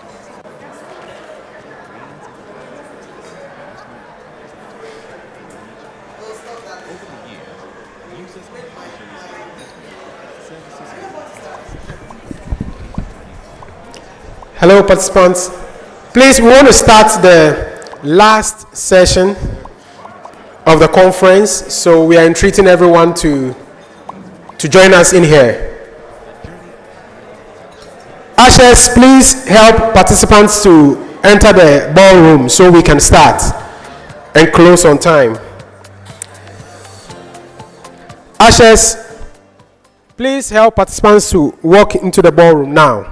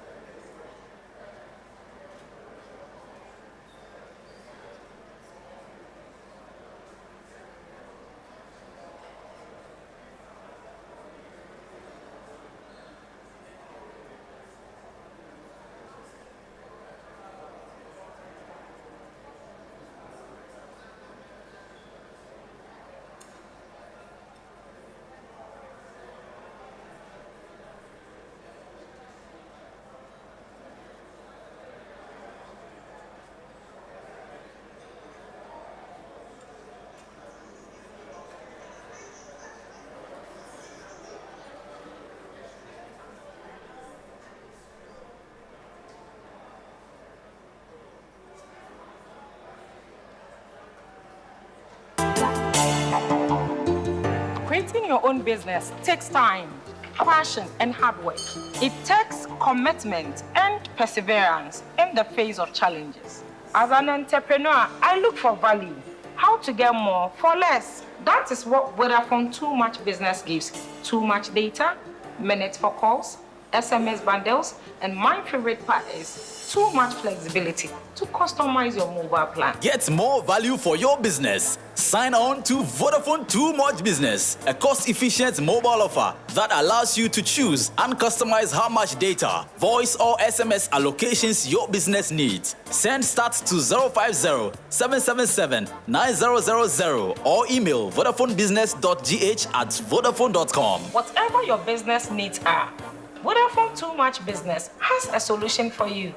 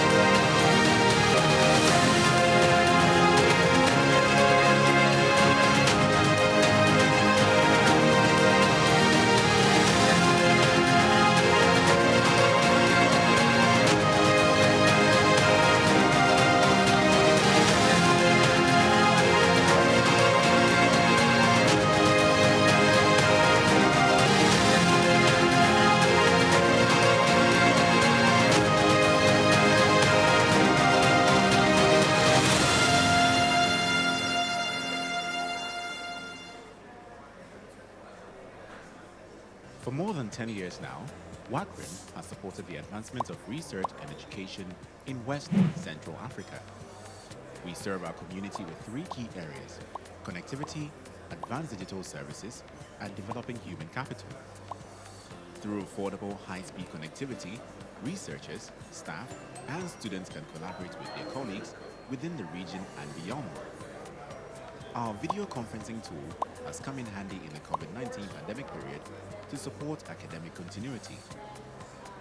The tool is connecting thousands of students with their lecturers and academic supervisors and keeping administrative work going through online meetings. With EduRoam, learning is exciting. Through this authentication service, students can securely connect to available Wi-Fi when they visit other institutions across the world. EduID allows students and researchers to log into and access web-based services anywhere in Africa by using their own institution credentials. No need for re-registration or request for permission. National RENs and their member institutions can access WACREN security and hosting services.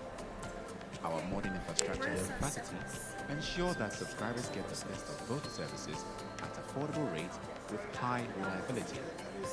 Network Operations Center as a Service, NOCAS, is designed for national RENs and R&E organizations looking for constant and effective monitoring and maintenance of their networks. WACREN has publicly scheduled and on-demand capacity building sessions for the brains and hands that handle the national and campus networks in the region. Over the years, users and beneficiaries of our network, services and capacity sessions have created value for their communities and by extension, the society. WACREN has been able to serve its community thanks to the European Union's support under the Africa Connect Phase project. The journey of unearthing potentials and creating opportunity for real socio-economic value continues. All right, ladies and gentlemen, we want to start the very last session of the conference.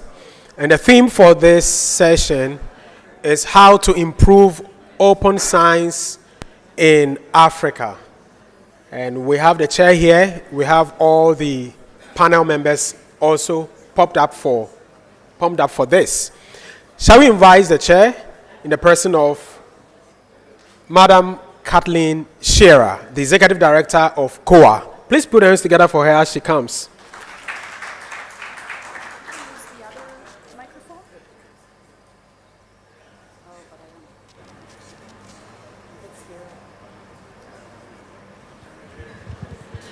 Hello, everybody.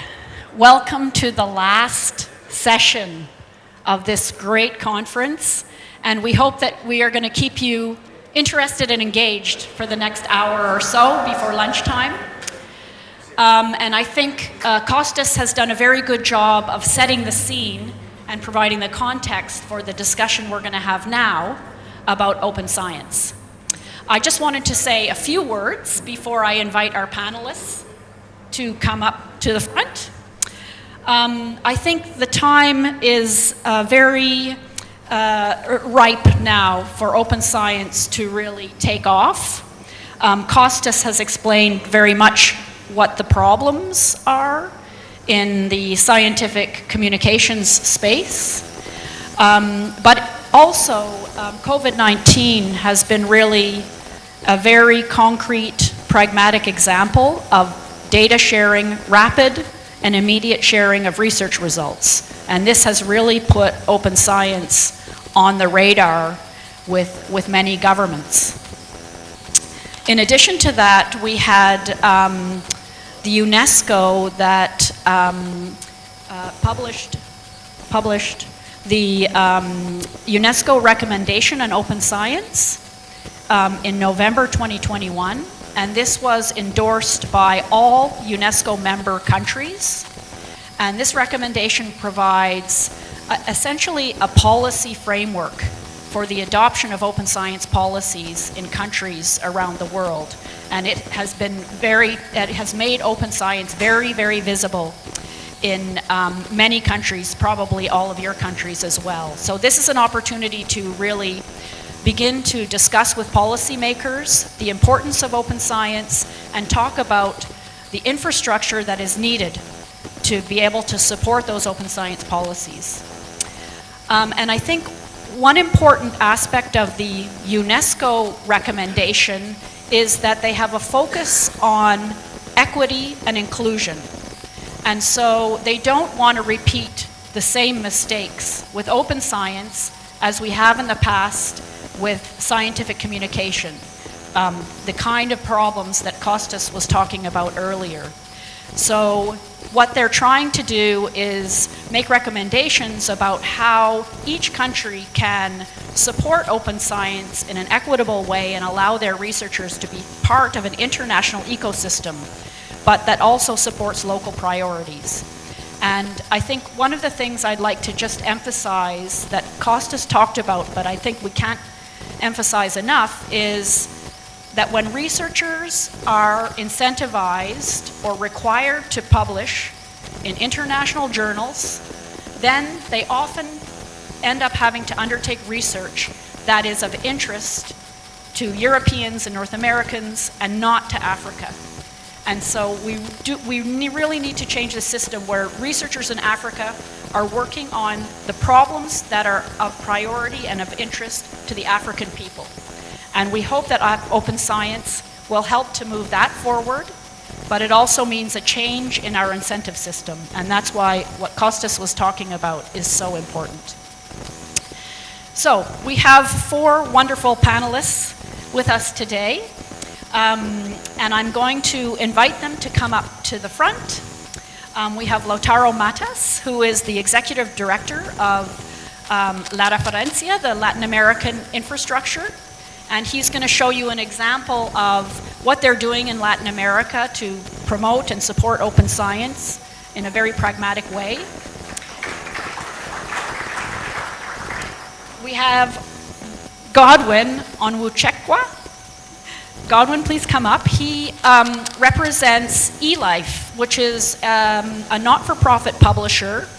And eLife is one of the few publishers that actually is being innovative in the publishing space, because as Kostas said, there's no real incentive for publishers to innovate when they're raking in billions of dollars. But eLife is one of the few publishers that doing some really interesting innovations in this space, and we look forward to hearing from Godwin about some of that.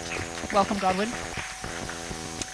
And next we have Cephas Mensah, who is with the ministry here, and he's going to talk about policy developments in Ghana and how open science is being brought into those various policy developments. So welcome, Cephas. And last but not least, Kostas will join us as well on the panel, and he needs no introduction since he was already introduced earlier. So with that, I'm going to turn it over to, not everybody has a presentation, so we have a couple of presentations and a couple of just comments that people are going to make, and then we will open the floor to questions and discussion. So on that note, I'll invite Lautaro to come up. Please, Lautaro, and if you could just put his slides up, that would be great. Thank you, Caitlin, for the presentation. Thank you to all. I'm very grateful to be here. Thank you to our organization for the possibility of show what we are doing in Latin America. I don't know if the presentation is reading. Okay. Okay, thank you. So I am representing here our network of open access repositories. Just want to start, but is the Latin American Open Science Repository Network. We are a network that was created like 10 years ago based on the International Development Bank project, led by Red Clara, our regional research and education network, by the way.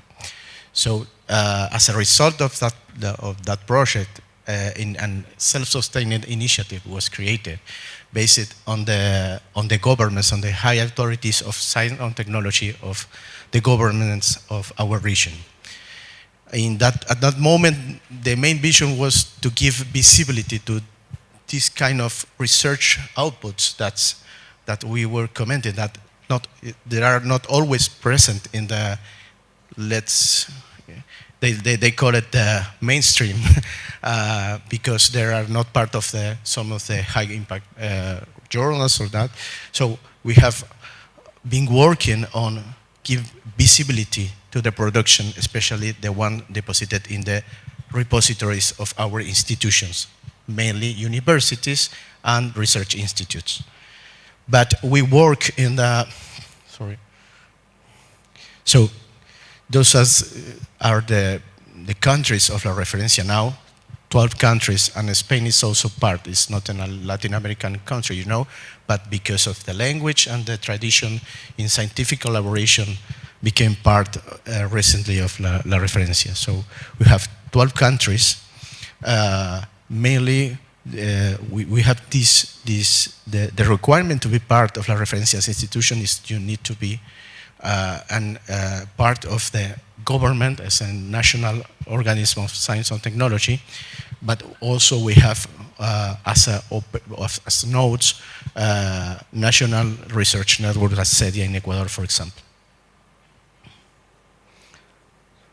So I would like to talk about one aspect of our initiative, that is the political aspect first, because we are formed by governments, and La Referencia is a forum to discuss the policies like the ones that Dr. Constant mentioned about the needed change in the incentives and the rewards to the researchers and institutions in order to change the culture in favor of the open science and the open. So we discuss a lot, and we create and try to agree policies between the countries, and even discuss that as a region with other initiatives with other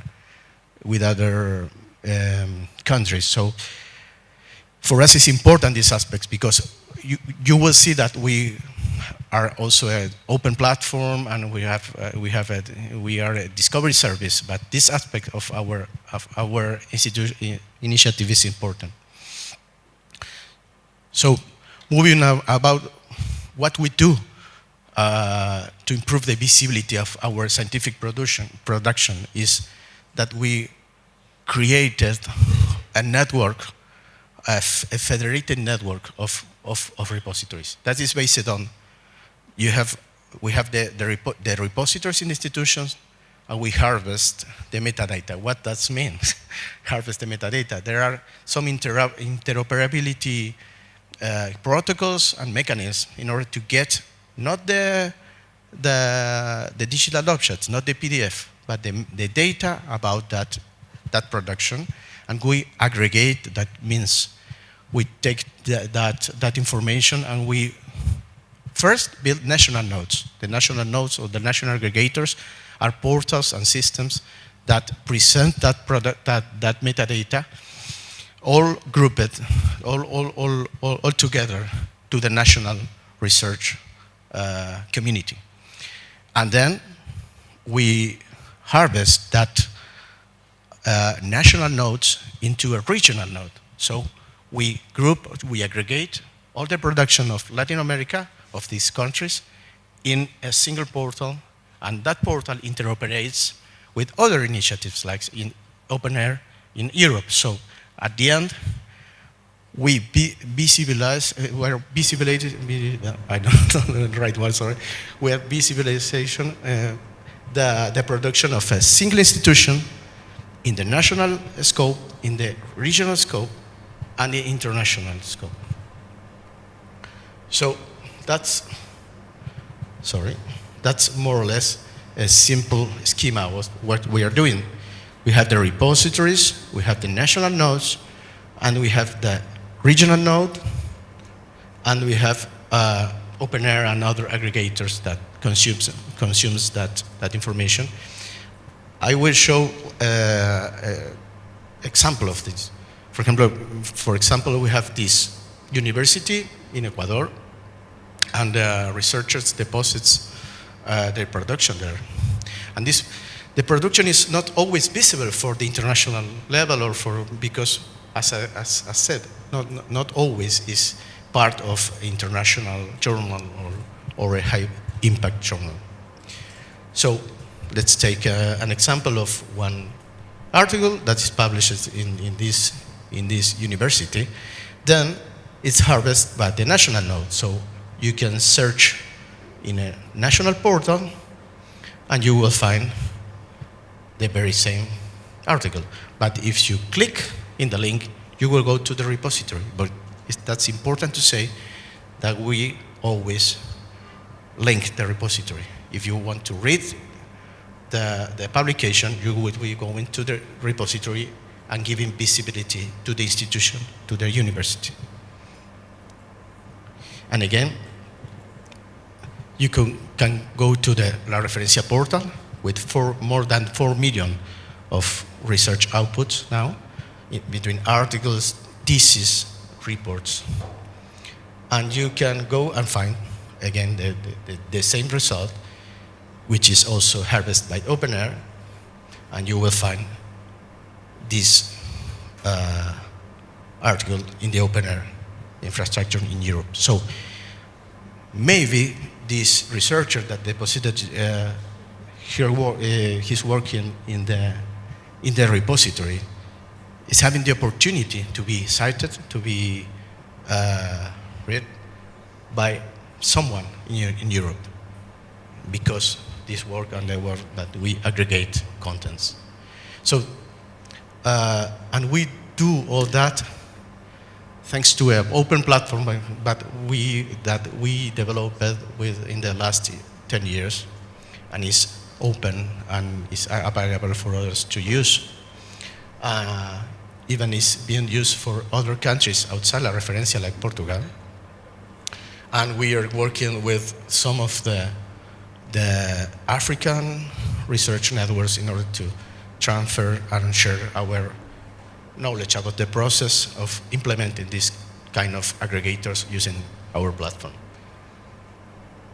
We are also working in other aspects, as the interoperability between the repositories and the research, the CV systems and the research system. So in these 10 years, in the past 10 years, we have been collaborating from the very start with some of the most important organizations around open science in the world in order to be aligned, because a huge part of this interoperability and standards is to have a reference to follow, a path to follow. And CORE has been very important in that part. We are, all the institutions of La Referencia are part of, or the countries are part of the CORE, are CORE members and participate in the discussions and receive also the best practice to follow in this open repositories building. Also, we have been part of OpenAir and other projects. I will not go in every case because the time, but we are also collaborating with Redalit, which was mentioned by Dr. Costas in the presentation. We are improving the interoperability between the Diamond journals and the repository systems in order to have and get all the production that is being published in the journals to get it into the repositories. And of course, for us, it's now very important to say that we are collaborating with some of the African regional research networks in order to build a framework to collaborate, exchange, learn from this region, exchange experiences. We have found that we have a lot of common problems to face and to deal. So we think that we have a big opportunity here of the collaboration between the regions. And so we signed this MOU. It's a framework for collaboration, and later we are already working with the ACREN. Sorry, that is very tricky. Okay, with the ACREN, last year we signed a special agreement with ACREN in order to exchange knowledge and provide our experience around the building of an aggregator with our technology. So we are in that process. This is important to say that the MOU and these experiences were supported by OpenAir, by Joint, by CORE in the context of the LiveSense project also. So sorry. We are, as I said, we are part also. Red Clara is part of is our mother institution and is part of our governance and our everyday operation. And Red Clara is just begun the running of the Belados digital ecosystem project that is giving connectivity, but also building a digital ecosystem for Latin America. And that's important for us because the open science ecosystem is part of this general digital ecosystem. And that's about to build digital services, not only for the research community, but also by the community in general. So this connectivity, these services, we are expecting to have a huge impact in our countries. And I will mention an example also that what national networks could do for open science. We have this project around building a system for persistent identifier as a public good. A common issue in open science, on science in general, is to give persistent identifier to the digital objects, to people. And that's a key aspect for later link and map the relations between the researchers, their production, and that's part also an important part of a possible research assessment input. Because if you record other relation than citations, than the things that we are just looking today, if we have a better identifier of the actors, the outputs, and the interactions, we can build another kind of indicator to assess other kind of activities, scientific activities, other than the publication, citation, and so on.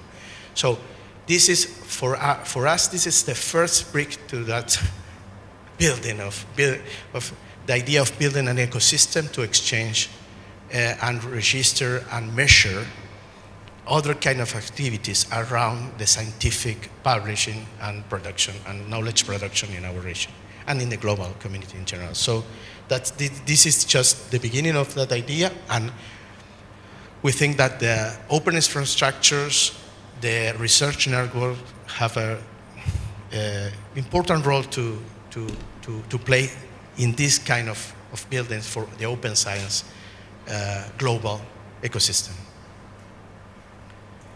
For the moment, it would be all. Thank you.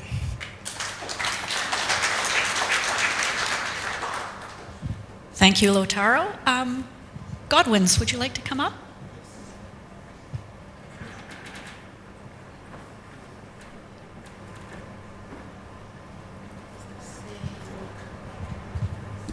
It's very slow. That works too if you prefer this. Yeah, let me use that. It's very slow. Can you hear me? Right. Thank you for inviting me. I would say, first of all, I'm actually excited because since I left Nigeria, where I grew up, this is the first time. I've been to many conferences, but this is the first time I'm coming to a conference in Africa, which is where I grew up and started my working life. So I feel quite excited to be here. And today I'm going to talk to you about what we are doing in A-Life. The starting parts of my presentation was going to talk about some of the things that Costas did, but I think he's done it justice, so I'll sort of skip through them quickly and go to the other points that I will raise. So I did an outline. I was going to talk about the drawbacks in scientific publishing and then go into preprint. So I will skip through all of that. But first of all, let me tell you who we are or where I have come from today. Is it working? Right. I'm from eLife as an academic research publisher based in the UK. What sets us apart is that we are a not-for-profit. We are not into the business of making money. We are supported by funders from across the world, and that includes people like Wellcome Trust, Max Planck Institute, and HHMI. It's led by scientists who are practicing scientists in their fields. Our board of reviewing editors are all scientists, and so are the reviewers. And then there are people like me who is not a scientist nor an academic. My job is to work and lead the community work that we do. And this also is unique to us because most publishers do not have a community department. We do, and I head that department. The focus is to make sure that we work with the people on the ground, the researchers, to feed and tell us how things should be done properly. So this is who we are. Costas has already talked about all of this. This is a problem with publishing, so I won't go through it again. I think he did it justice, so I'll go forward. All right. Right. So the question is, all of those issues that were raised, can we do anything about it? What is there to help us change this system? Today I'm going to focus on that aspect of change. It is not going to happen instantly. It's a dynamic thing. It will take some time, but it requires us to do some work. And part of that is where this comes in. Preprints. That's an alternative. Again, Costas has talked about it, but I'll briefly mention that for preprints, it helps researchers to expose their work. But another thing that is very important in that is that when you put your preprints out, your peers can see it, have access to it, contribute to it, help you to strengthen the research, and give you constructive feedback. Now, that is something that some researchers found difficult. They say, why do we have to do this? If I open my work that I've done for years and submit it, publish it as a preprint, then the publishers wouldn't accept it. That used to be the case. That's still the case in some places, but that is changing because when you publish your work as a preprint, you put a timestamp on it. You open it so that everyone else is able to help you say, you can tweak it here, you can make it stronger here. And there are publishers now who are accepting preprints as a for submission. Again, I think Costas mentioned this about the rise of preprint, and Kathleen talked about it earlier on. COVID was a key decider in this. When the pandemic happened, I think the research community learned something new. By releasing research quickly, we were able to tackle the pandemic. Without it, it would have been difficult for policymakers to be able to follow what is going on. Imagine with the pandemic, we were waiting for 6 to 9 months, 2 years to publish a piece of research. The game would have been different. So that is where preprints come in. And during that period, there was a lot of people releasing their work without waiting for anyone to say, well, you can't do this, you can't do that. So with that, preprints helps us to make research study available so that the public and the peers in the research community can contribute to them. And there are those other things that comes into it. It helps us to realize that authors and researchers can have some control in what they do. Now, this links to what Costas also talked about earlier, about the fact that you do the research, the state pays for it, taxpayers, but you don't have any access to it. Nobody can see it, even policymakers. And this research as something that's supposed to benefit everyone, the ordinary person, you, myself, and all other people, but they cannot read it, students cannot access it, and all all of those problems. So it helps us to make sure that research is reaching to those people whom it is supposed, it was targeted at.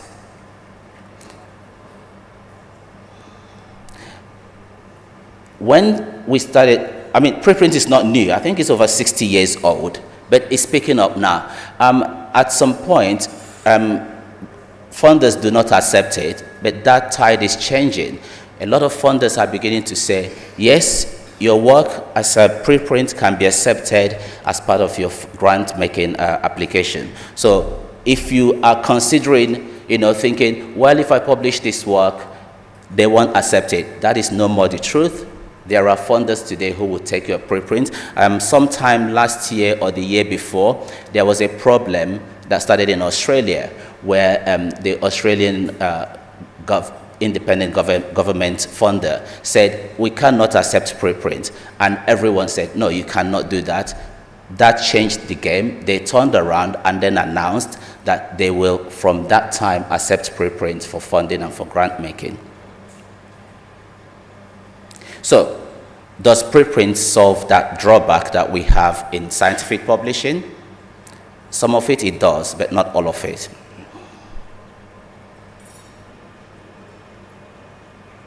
So, those problems about being slow, preprint can help us, make academic publishing faster than it is.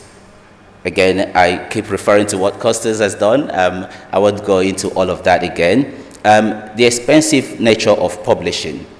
Preprint means that you publish your work or you release your work free, everyone else can access it. But there is an argument that preprints are not reliable. That has some merit to it, but published journal articles are also not always reliable. As Costas also mentioned earlier, papers has been retracted even in that system with peer review. So publishing is also inefficient.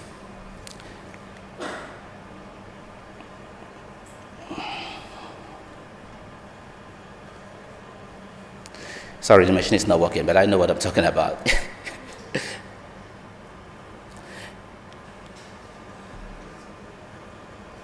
Oh, there you go. There you go. Just a little breather. So, there is a way. There is a new publishing model that we are introducing at eLife. It combines that immediacy and openness of preprints and the quality control offered by expert peer review. So it brings all of this together. The new model, I think some of you might have picked up this thing. If you haven't, there's some left out there. It's a new way of publishing that we started end of this last January. But since 2021, for you to submit to eLife, you must publish or release your article as a preprint. Why did we do that? We did it to say that we are not afraid, and we shouldn't be afraid, that work and research carried out by researchers should be held in secrecy. We want to say transparency is the way to go. Submit your work, let everyone see it, let your peers help with it, and then give it to a journal. Say, I've done this.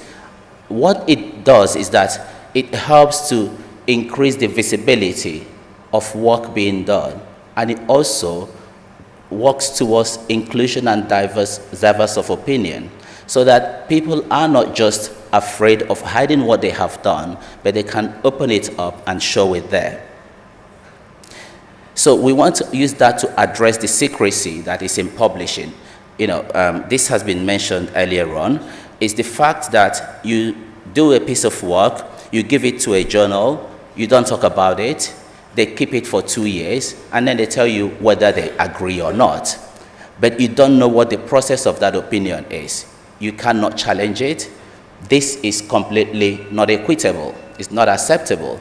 But I don't know why scientists accept it, which I'm not a scientist, but I find it very confusing that even though you believe in experiments, hypothesis, evidence, but those doesn't exist. So we want to use this new system to challenge that exclusivity that is going on, where many researchers, especially from the global south, from Africa and the rest, are excluded entirely.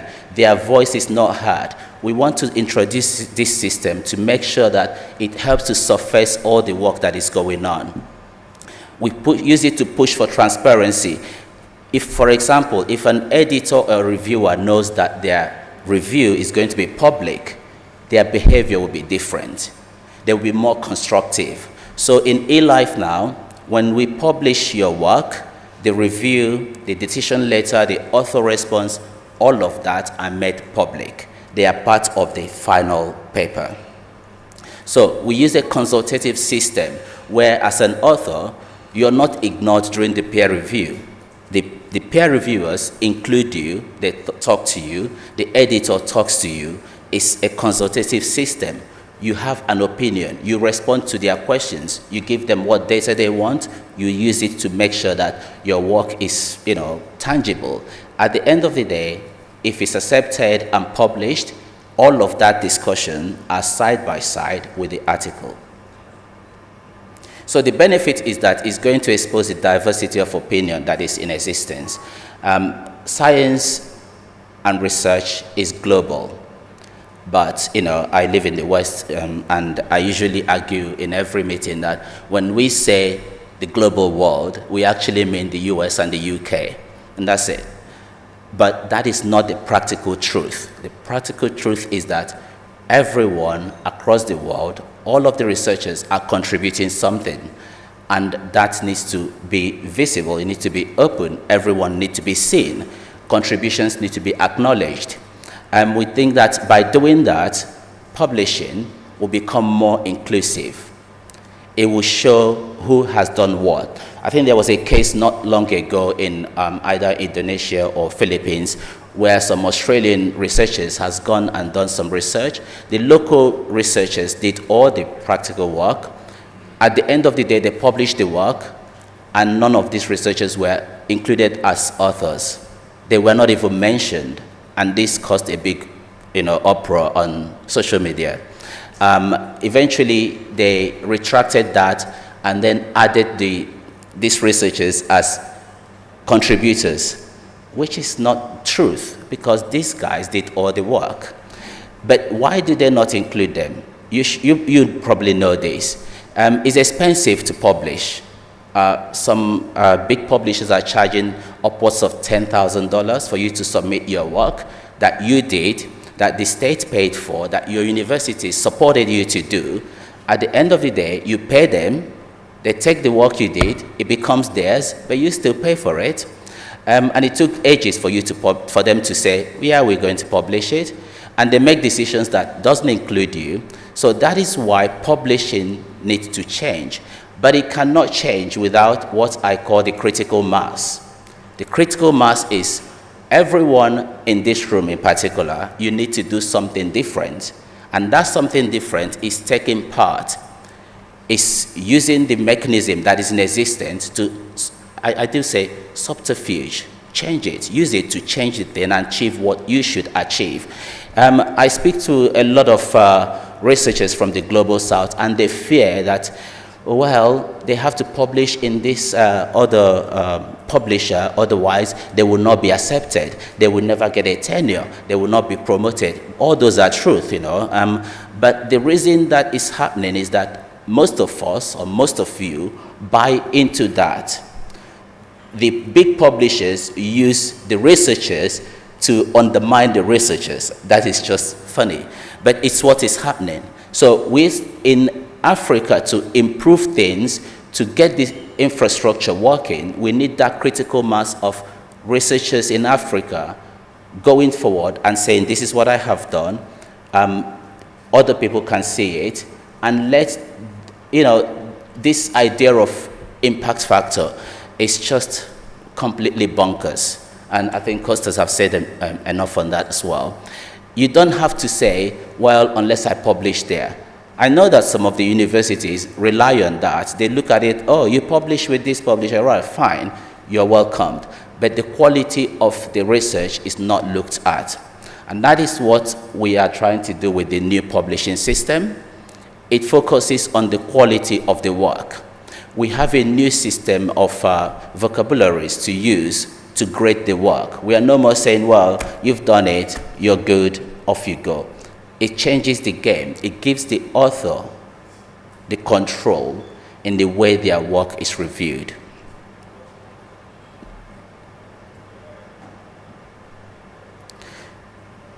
So, as I said earlier, we now accept only preprints. And we started this new model, which we have just implemented.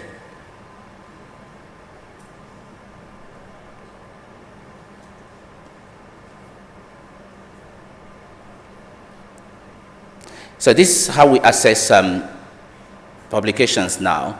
We have a set of common vocabularies. It goes from landmark to inadequate, which means it's not everything that is usually said to be landmark.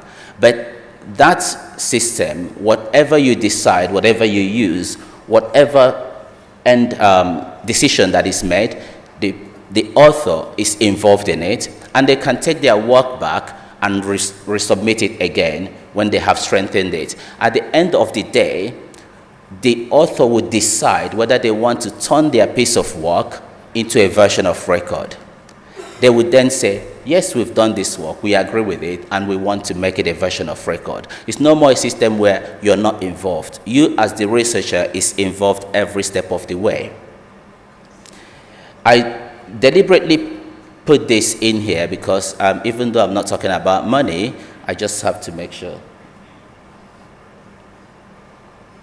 that I mention it, because although we are a not-for-profit, we do charge some money to cover cost. And that is, initially it was $3,000, now it's $2,000. It's a lot of money, I know, but it's still very little compared to $10,000 or $11,000 that some other big publishers charge. But we also, in addition, have full waivers, and that is why I put this slide in. If you were submitting to eLife and you cannot afford it, we give full waivers. Completely say, that is what, and everything we publish is public. Now, I mentioned the communities, the team that I lead.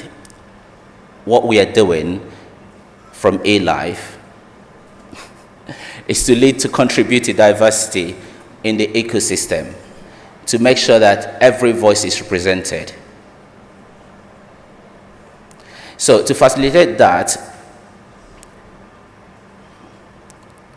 we have recently run a pilot project on open peer reviewing in Africa. We did a training and trained about 12 researchers across the continent. And then that training is called a train the trainer. They then go forward and train other people.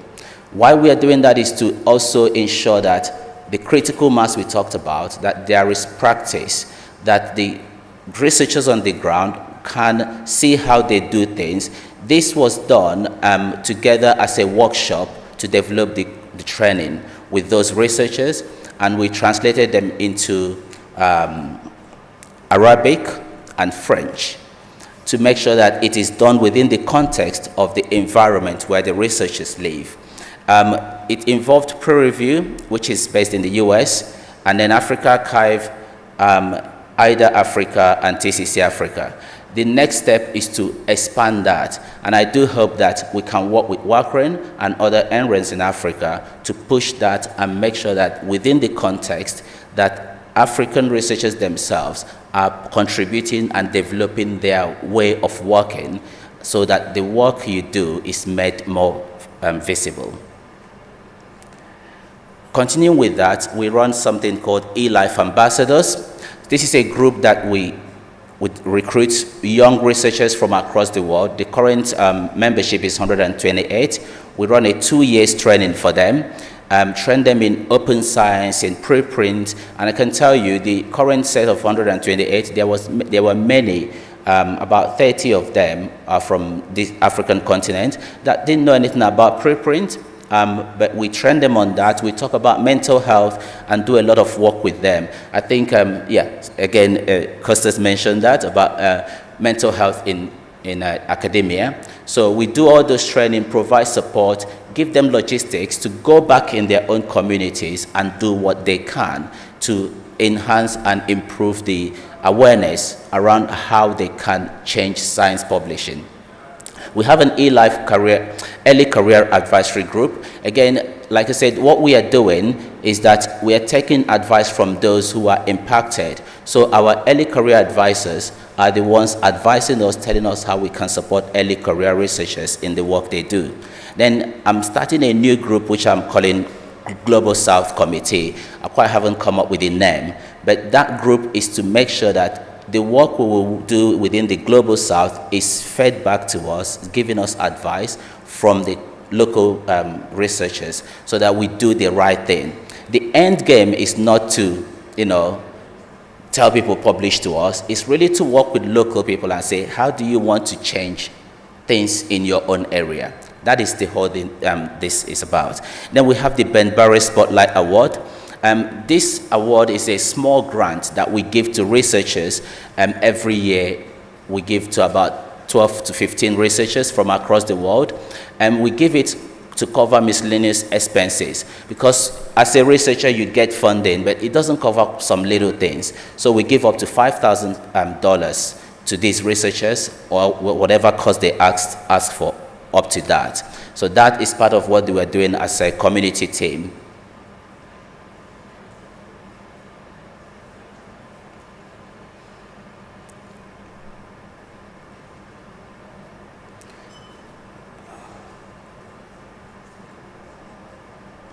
It's going. Oh. Right. So, the second bullet point, early career reviewers pool. So we started this to make sure that early careers, as Costa said earlier, reviewers are all top scientists. They do their thing. If you're early career, you don't get a look in.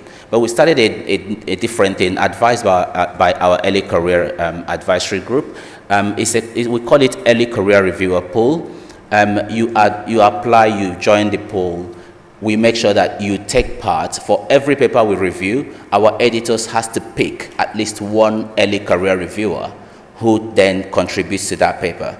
And that pool, as of earlier this year, is up to 700 researchers who are contributing to it. It's still open, and we use open call system, so anyone can take part in it. And this year, in May, we're going to launch our open call for editors in Africa. I'm very proud of this because becoming the head of communities, I did say I would like to see more Africans on our editorial board. So in May, we will launch this. So I'm inviting any scientists, editors here. Please do look out for it and apply. I would like to have at least 30 to 50 new editors join eLife Board of Reviewing Editors.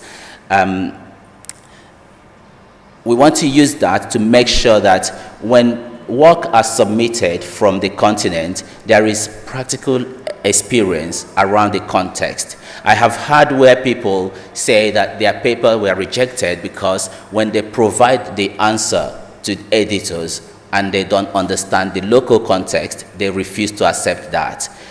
That is happening because we are not represented, but we need to get representation. And this together, we make sure that we enhance the understanding that people who are editing work, who are judging science research, are using to take their measurements. Now, on infrastructure, as we say. So there's this platform. Is actually a little bit similar to what Loretta was talking about earlier. It is a platform that, again, is open and free to use. It helps researchers to review preprints. So preprints are being posted, millions of them these days. If you go and review a preprint, you can post it and your review will be open. You're helping your fellow scientists to strengthen the work that they have done.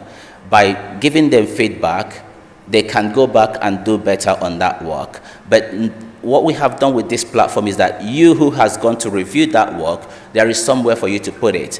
The common analogy or the common game within science research is you have journal clubs, you meet, you talk about a paper, you just go home, and that's the end of it. But actually, the discussions and the decisions you have come up with can be useful to someone. It can be useful even as a post-publication review. So this website or this platform gives you an opportunity to put that up. There are authors who has gone back to those reviews and say, thank you for doing this, and responded to them. And eventually they publish that work. So this is part of that infrastructure. It also helps us to, these are some of the groups of researchers. So as a group of researchers who are evaluating articles, these are some of them on the platform. It also means that when you post some work, there are multiple reviews on it. You can collect all of them in one place, and you can see what your peers have said. As well, as an individual researcher, you can collect articles on there and curate them so that others can, through you, see what is being published, especially as preprints.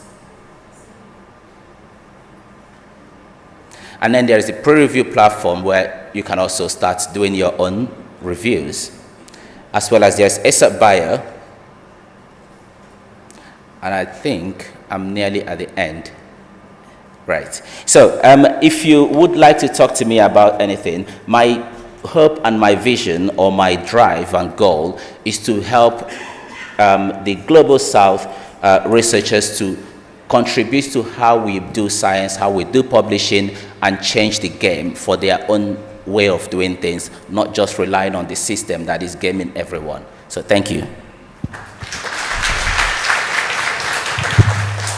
Thank you very much. Goodwins, would you like to stay there, Cephas, or? Okay.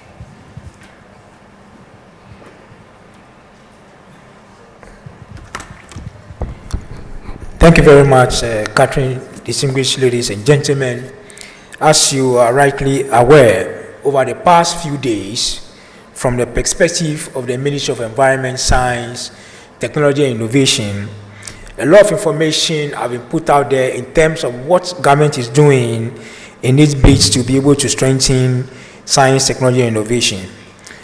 In this very important panel discussion, is about how do we improve open science infrastructure.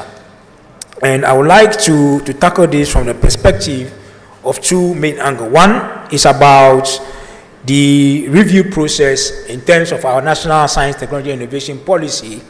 And the second one is about looking broadly, having also been in higher education for quite some time, prior to joining MEXT, about how the synergies in terms of the ecosystem, what is actually playing out within our context here in Ghana, and what can be done to be able to harness our resources, or what can be done to be able to harness efforts towards achieving open science infrastructure here in Ghana and even beyond.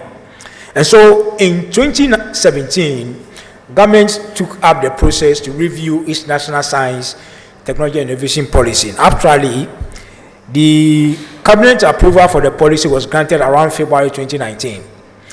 Now, subsequent to that particular period, we are aware that post-COVID 2020, an issue, some time has elapsed. So then there was the need to look at some of the things that has ensued around those particular arena, especially looking at the issue about time. There are new institutions that has come up, NDIP and realignment and within our ecosystem. Then again, the issue about policy relevance, past, present, and what we have looking into the what? Into the future. And of course, we've seen Catherine, the Costas, and the rest alluding to some issues about global drive in terms of what is it that some of the emerging issues, post-COVID issues to do with open science, issues to do with inclusivity and equity. So the National Science, Technology and Policy took into consideration the need to be able to look at the document broadly in a way that makes the document, will create some form of ownership and input within the players in the ecosystem. And so presently, what has been done is that the document is still in progress, a review process. We've had a series of consultation, we've had a series of drafting sessions, and one of the key elements is an incorporation of open science in the policy, not only as a strategy, but also a section to deal with issues of open science infrastructure. And you could allude to the fact that the Honorable Minister, in address to this House in the morning, did mention the fact that MESTI, as part of his review, is looking at how to look at open science infrastructure elements to be able to champion this particular review process. Yesterday, something came up, and what came up in the address of Professor Nina Kukweno was that he alluded to the fact that there's a need to mobilize policy attention and decision on investment in what? In infrastructure. And this presently what government is has set it out to look at so far as the open science element is concerned. But then we need to ask ourselves as a country, MESTI taking up that particular steps, where are we presently? Where are we? And the issue of where are we comes into play when we are able to see, would there be the need to look at an assessment of the open science ecosystem, so that we'll be able to come out with some sort of a guidelines that will be able to guide how we champion the issues of what? Of open science. Of course, having in mind the UNESCO's recommendations on what? On open science that was adopted at the 41st session in France in 2021. And so, how do we look at an assessment of the open science, and who is going to lead that particular process? For us as a country, the government policy framework, the drive, the goodwill, the commitment is there. And we could see from the various initiatives led by the Ministry of Communications and Digitalization, the Ministry of Education itself, Ministry of Environment, Science, Technology and Innovation, and some actors, academia within the what? Within the system. Talking about the issue of institutional realignment, we will see it even at the level of higher education. We could tell that within the past few decades, you could see some form of realignment within our higher education institutions themselves. And so universities are looking at Office of Grants and Research, Office of Research, Innovation and Development, Institute to look at startups, incubation, all geared towards this open science arena. But it means that in improving issues of open science, there's the need for the community to look at some form of engagement. How does the community engage in such a manner that through this particular engagement, we are able to consolidate some of the things that we are doing in our respective institutions?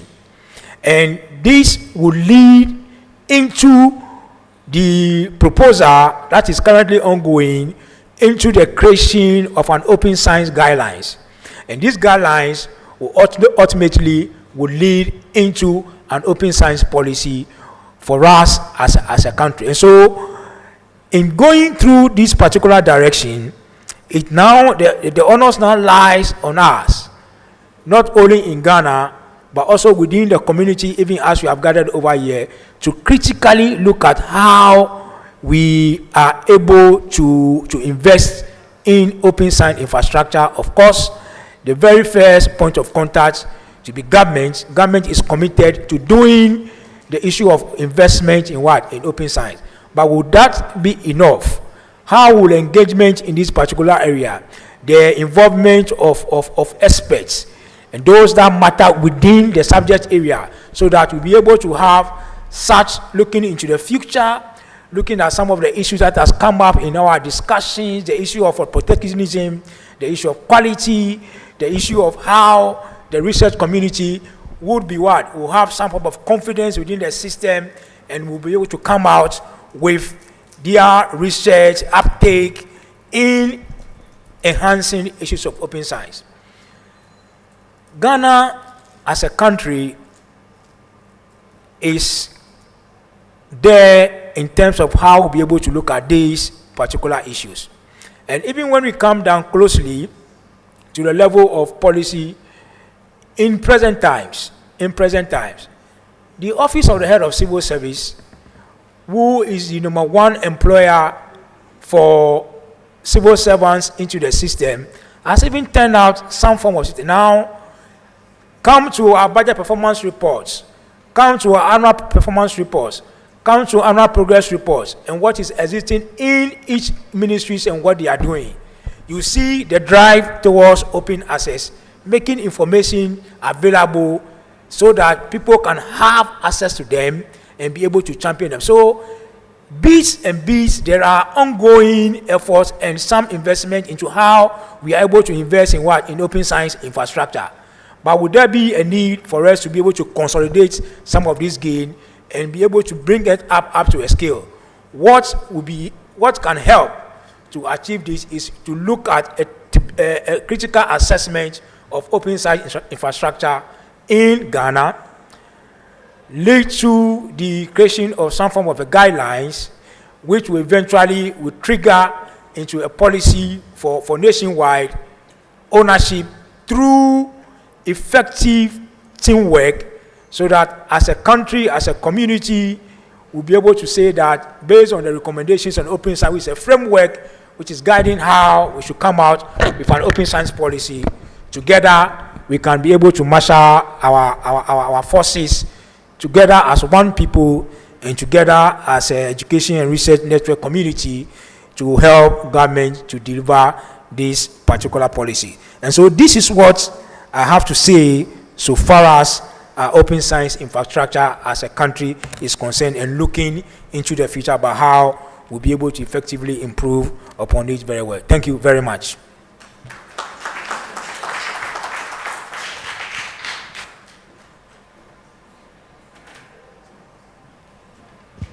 Thank you so much, Cephas, and it's exciting to see what's the policy development in Ghana, and I think it's very important in terms of having an influence possibly on some of the other countries in the region. We have about 15 minutes left, so I'm wondering if we could open it up for comments or discussion from folks in the audience. Does anyone have any experiences they'd like to share with us, or any questions for the panelists? Everybody's getting tired. It's lunchtime. There's a question. Ah, great, there's a question. Please go ahead. There's a couple of questions, great. So maybe I'll just bring the mic. Let's see if these mics work. Merci, yeah. Madame la modératrice.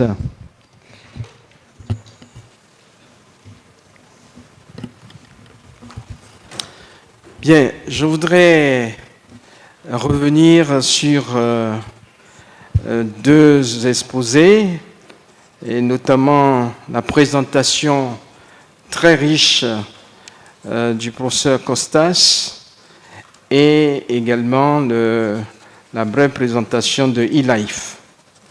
Alors, s'agissant de la présentation du professeur Costas, que je remercie encore, et je voudrais revenir sur la question de la qualité.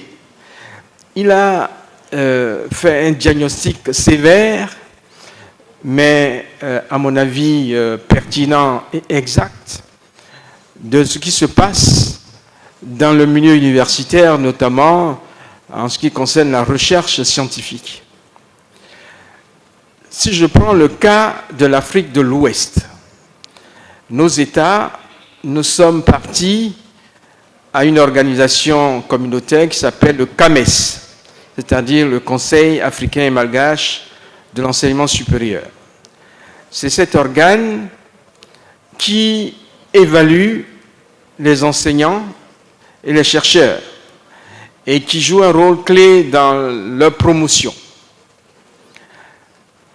Et évidemment, on constate aujourd'hui que de plus en plus, la quantité prend le pas sur la qualité dans l'évaluation des chercheurs et des enseignants-chercheurs.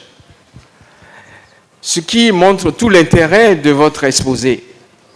Vous avez donné quelques pistes, mais je persiste à penser que la prise en charge de la qualité dans la recherche scientifique est quelque chose d'extrêmement difficile.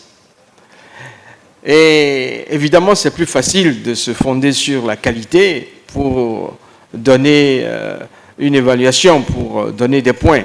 Mais comment est vu aussi la diversité des disciplines, la prise en compte de la qualité est extrêmement difficile. Alors, je pense que c'est un des points qui qui va susciter beaucoup de travail.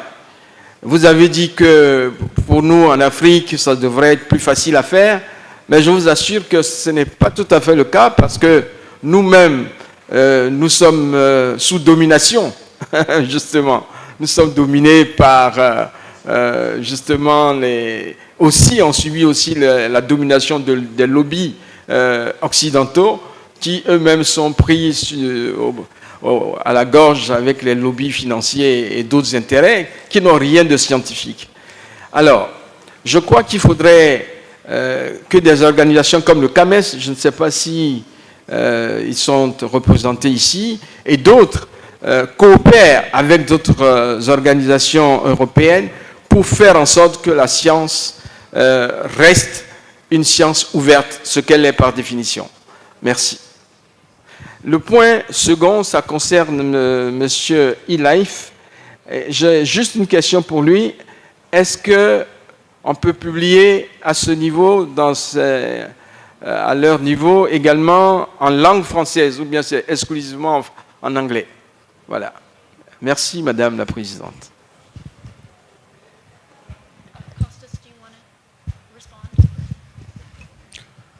Ok, merci pour la question. Je suis tout à fait d'accord avec vous, évidemment. Et c'est pour cela que je dis on a besoin d'une initiative, je ne sais pas, panafricaine ou si ce serait Afrique de l'Ouest ou quoi, afin de progresser dans ce domaine. Nous savons qu'on peut faire des progrès relativement rapidement parce qu'il y a des pays dans le monde qui l'ont fait. L'Europe a lancé son initiative. Ça fera quelques années avant qu'on voit vraiment les conséquences pratiques, mais je pense que je ne savais pas de l'existence de CAMES. C'est excellent que cette organisation existe déjà, et donc on pourrait prendre une initiative au niveau africain afin de faire à peu près la même chose, parce que ce n'est pas quelque chose qui devrait venir du haut vers le bas. Ce n'est pas quelque chose qui devrait être imposé aux universités et aux chercheurs. Les puissances politiques et les autorités publiques ont un rôle important à jouer parce qu'il faut inciter les institutions de faire ce qu'il faut faire. Mais après, c'est les institutions elles-mêmes qui devront décider sur les critères, comme vous avez dit, pour promotion, etc. Et le rôle de l'organisation sera très important. Donc, il faut que quelqu'un prenne l'initiative, simplement. Et bien sûr, vous pourriez participer, qui est intéressé à l'initiative européenne aussi. Et les deux sont compatibles, tout à fait compatibles.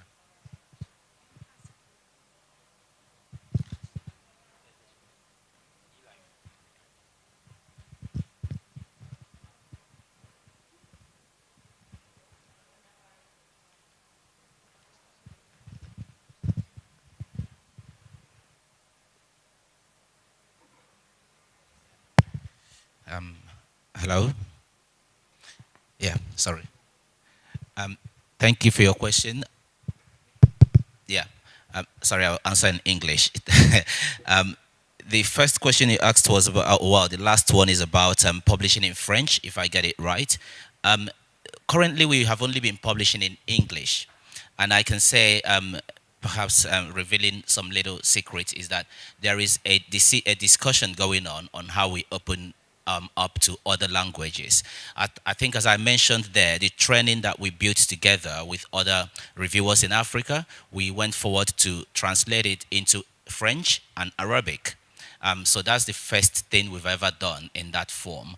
And it may not happen in the next 2 or 3 years because it takes a lot of time to make these decisions, but there is an ongoing conversation around it within eLife, and it's part of my perhaps life ambition while I'm still there, that we will go forward, especially on those major languages that are used in the Global South. I think you talked also about quality versus quantity. We publish quite a little amount of, in fact, compared to the global publishing, we are very, very tiny. And that is because we focus on the quality entirely. Of course, there is some quantity that has to do something because we do have to reach a certain level to maintain cost. You know, you can't deny that.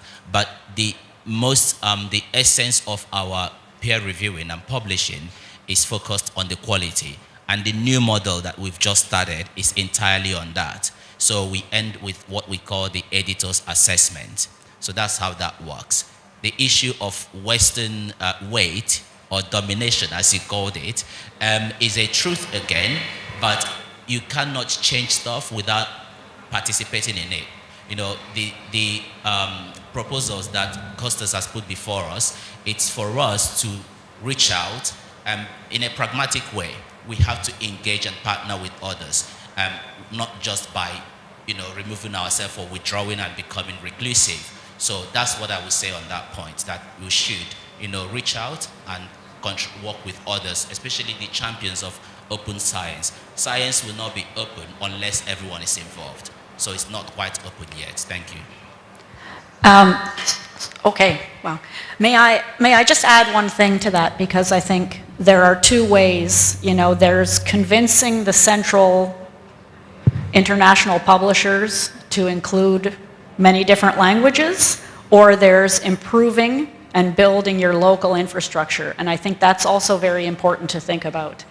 That's the only way we're really going to be able to support a diverse, distributed model with many disciplines and many different languages. So the other option is looking at the current services you have and the current infrastructure and trying to work to improve it and make it stronger and of higher level quality. I think there was, well, let's go over here and then we'll go over there. Okay. Hi, my question is for Godwin. You mentioned that you're trying to promote preprints, so I would like to know how you deal with intellectual property with respect to preprints, because you're going to give a rise to a lot of plagiarism if that happens. Because if two researchers are working on the same thing and then one releases a preprint, sometimes you can get that information in one of the information already released and included in your research, and there's no way of enforcing intellectual property. So I want to know how you deal with that at eLife. Thank you. Thank you for the question. May I start by saying we are not referees of this new invention. It is not a big issue per se about copyright ownership. Research is very multiple, and people come up with different things. That particular concern is what many people who oppose preprint use and say, well, if you release the work, someone is going to steal it. But actually, one of the benefits of current way of doing preprint in a digital form is that you release something, as I mentioned, it has a timestamp on it. So you can always prove that it is your work. Someone stealing it is, well, not redundant, but in essence, you have evidence. So when you post preprint on a preprint server, it gets that timestamped. It becomes a piece of work, an artifact that actually, you get what we call the DOI. I think someone from Orchid Lumber talked about DOI yesterday. So you get a DOI on your preprint as well. So it's assigned and it's stored in a way that you can argue if it comes to that. But for eLife, we are not in the business of refereeing this. We don't do it. There are preprint servers, many of them out there, that you can post your work, and then they will deal with that. I think I've answered your question, I don't know if I missed something. Thank you. Okay, we've got a couple more hands up here. So we'll start with you at the back and then go forward. At the back? Yeah. Okay. Thank you. Sorry. So my question is also to Godwin. I went through your site. I discovered that eLife is only covered for biomedical and life sciences. So my question is, are you in any way very recently thinking about expanding your field of coverage? That's number one. Then number two, you also mentioned about granting full waiver for your publication fee. At least for our students, for example, in WASCAL, can I know the conditions or criteria for accepting full waiver for publications? Thank you. Thank you, sir. Waiver, we don't have a particular criteria. In fact, what we do is if you need waiver, you write us and tell us the reason why you need a waiver, and we do it. We don't want to put a hurdle where you have to provide this, provide that, and it becomes tedious. So currently, we don't do the long process. It's managed on a case-by-case basis. That's what it is now. As for expanding the field, I don't think we are going to do that anytime soon. eLife was just started to focus on this, on the correct fields.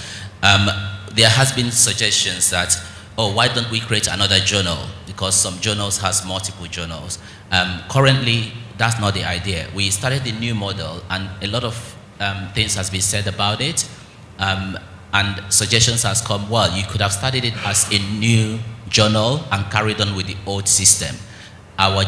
Our path, our vision is to end the old system. In fact, our editor-in-chief will say, journals are dead. He wants to kill journals. So there is no any discussion currently to do that. Thank you.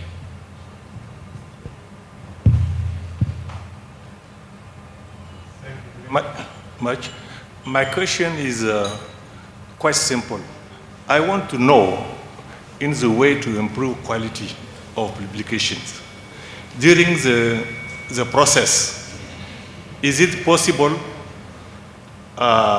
during the reviewing, if the reviewer accepts that at long last they will name at the end of the process? Do you understand what I mean? It's very, very important now when you want to publish an article. Okay, you can't at long last know who are the reviewers. But to avoid some arrangement and so on, so is it possible at long last they say, okay, when we publish the article, it is possible to say, oh, okay, thanks to XYZ for reviewing. Yeah, if I may comment on this, I alluded in my talk. I think the best system is everything is open. The names of the reviewers are open, and the review reports are open, and there are journals that already do this, or platforms. Why it's better? First, you can read the report, and this inspires confidence to you or does not, but you can read the report. This means that nobody will put in a review report that it is, very low quality, because the reviewer knows that his report may be read widely. Second, it provides an incentive to the reviewer. You could have, the report should have a DOI also, the review report, some PID, some sort of a PID, so that it can be cited referred to by others later. In some cases, you may have the review report being more cited than the paper for which it was written. And this way, the reviewer has an incentive to do a good review. Now the work of the reviewers is not recognized. Yeah, they are slaves. I mean, they are not paid by the publisher typically. Their work is not visible except in the journals where the reviews are open. Therefore, if you have everything open, then this will increase significantly the work that is being published. It's not the only condition, but it will be very positive. I have had many discussions with people saying, yeah, but if you have the reviewer names open, then younger people it will be harder for them to criticize the more senior people. They will be afraid for their careers, and so on and so forth. But if you put this in practice and you make these surveys and studies, this is a secondary consideration. You see that this is not really true. Godwin? Just to add to that, yes, if you actually go on eLife website where we put all of our publications, they are all open access. You will see the name of the reviewers, you will see the name of the editor and reviewers, and the decision letters, everything is open. So you can see what Costas has said in actual practice now is there. And it's just elifesciences.org, so you can see it. Okay. I see one hand up, Omo's hand up at the back. I guess that will be our last question. Oh, there's two hands, so we'll have two more questions. Omo, go ahead, and then.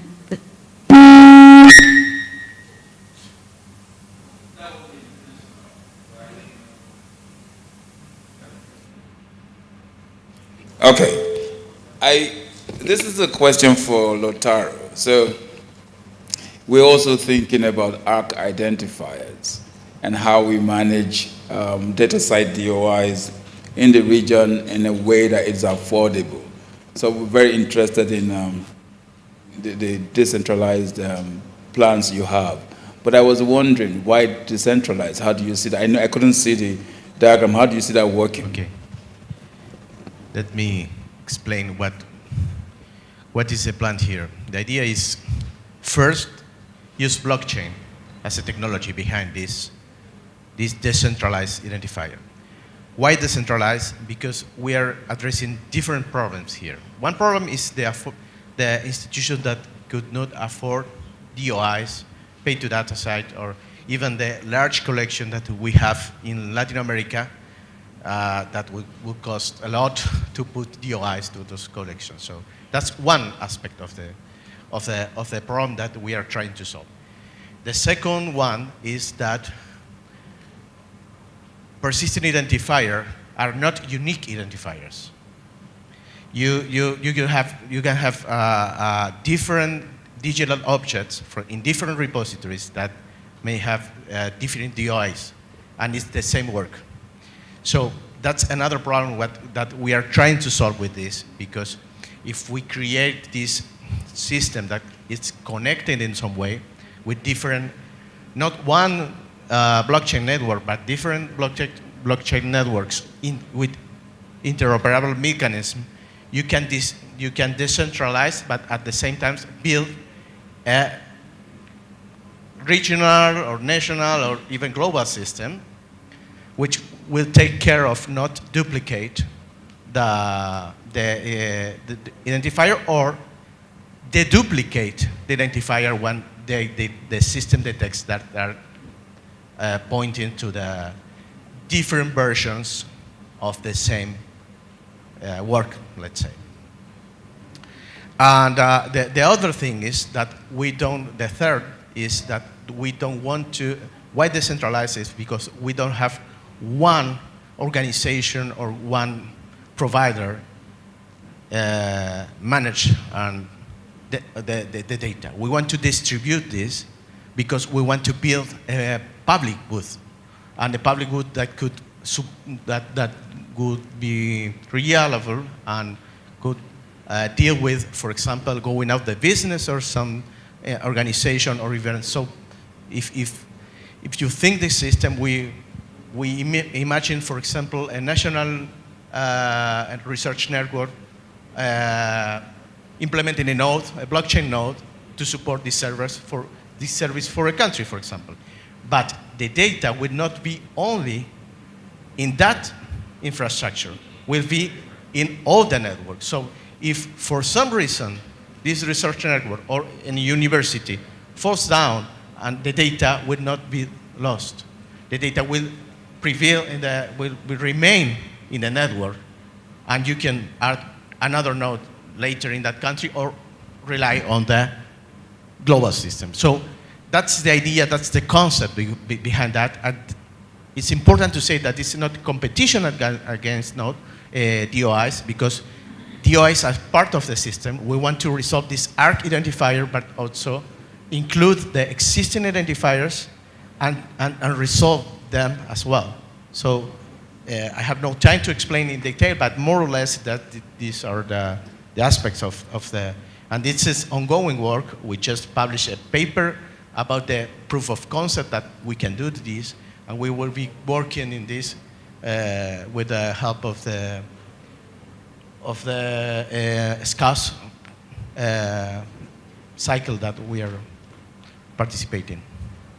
Thank you. Okay, so we have our last question. Please go ahead.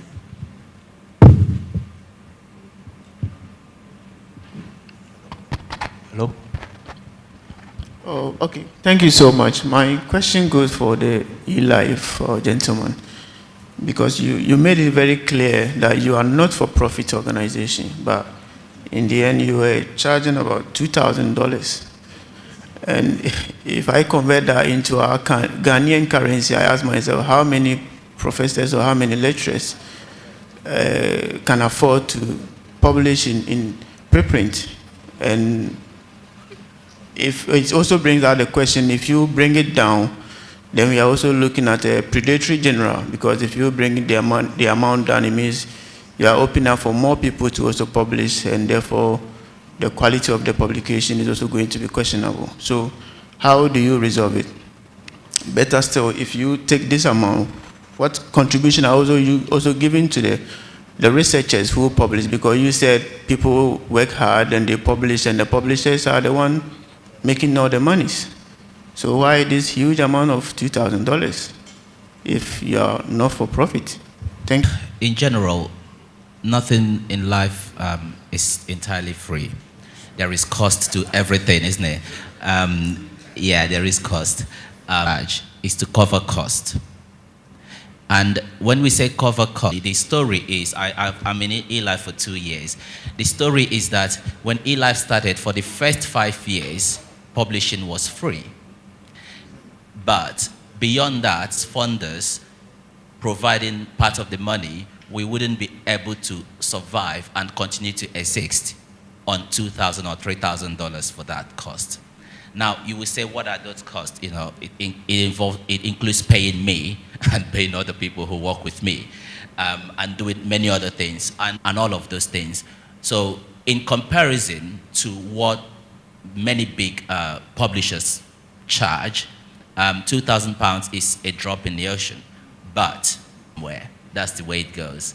So this is the reason we charge that money. I can also tell you that last year, up until last year, we were charging $3,000, and then it came down to $2,000 when we introduced the new model, because we feel that the new model is going to be cheaper in the sense that the reviews that we're going to be having as the new model continue to exist and others accept it will be more like crowdsourcing. So you're getting, we do actually work with a group called Review Commons. They review articles that are preprints.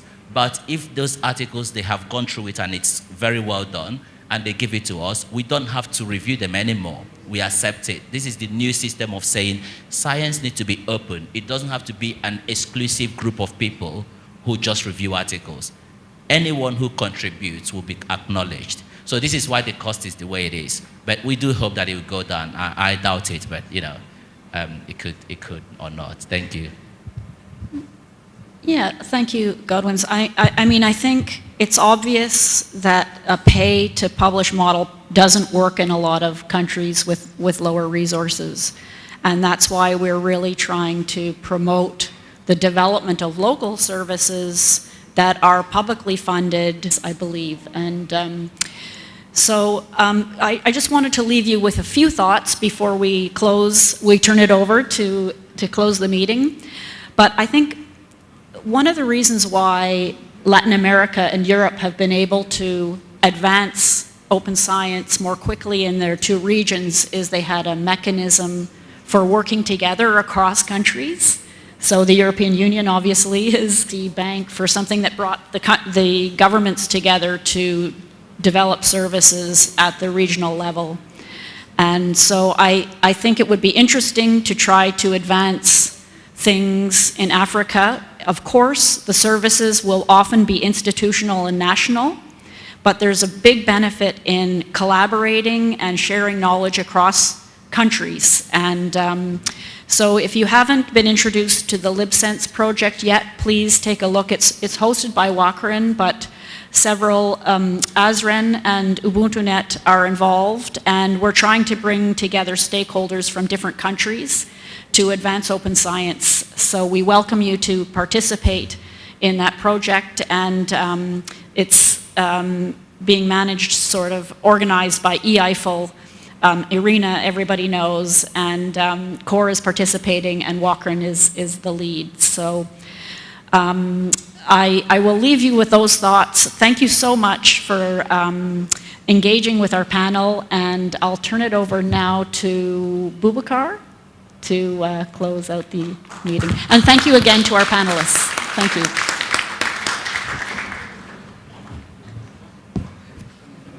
Yes. You're free.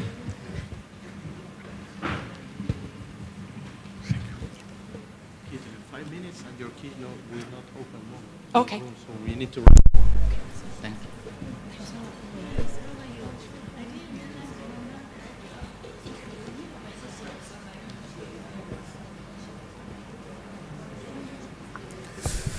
Oh, can I borrow that then? Oh, yeah.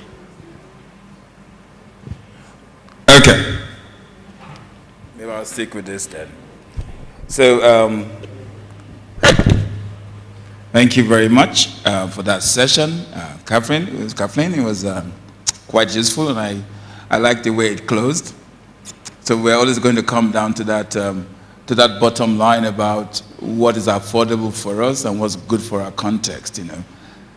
But I would like to, before I proceed, acknowledge the presence of a landlord in the room. As you might know, that the WACREN offices are in the Vice Chancellor's Ghana, and I have just seen Dr. Beglo in front, so welcome. So at this point in time, we're getting ready to close. So we will have Professor Kende Okunjobi come over to give us a sort of a wrap-up of what happened earlier in the week in the WACREN ICTP workshop on IoT for weather stations.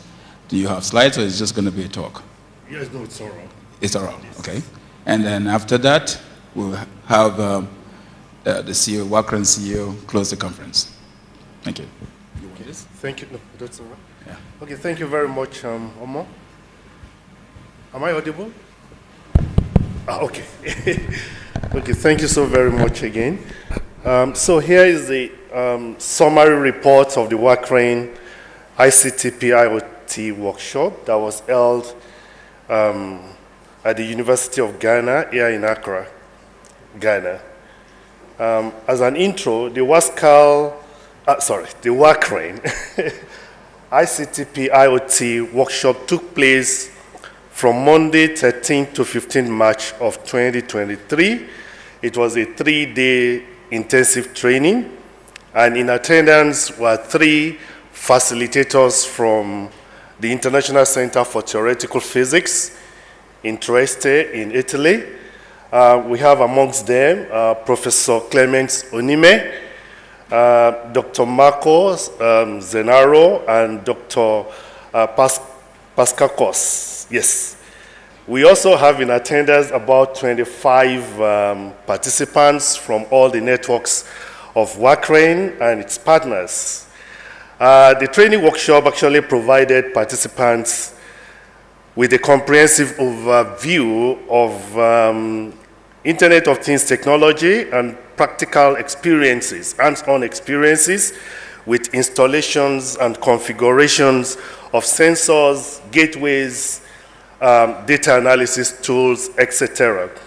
I will therefore provide a day-by-day breakdown of some of the activity just in a jiffy. In day one, the workshop began at around 9 a.m. With a welcome speech from the CEO of WACREN, Dr. Barry. And this was followed by the lecture from Dr. Marcos that provided introduction to IoT and its applications. This lasted until about 12:30 noon, and Marcos also gave a presentation on LoRaWAN from 2 p.m. to about 5 p.m. on the first day. It was indeed quite educative to us and informative to all participants. On day two, the workshop was focused mainly on hands-on, and this was really very exciting, and we find it very interactive among the participants.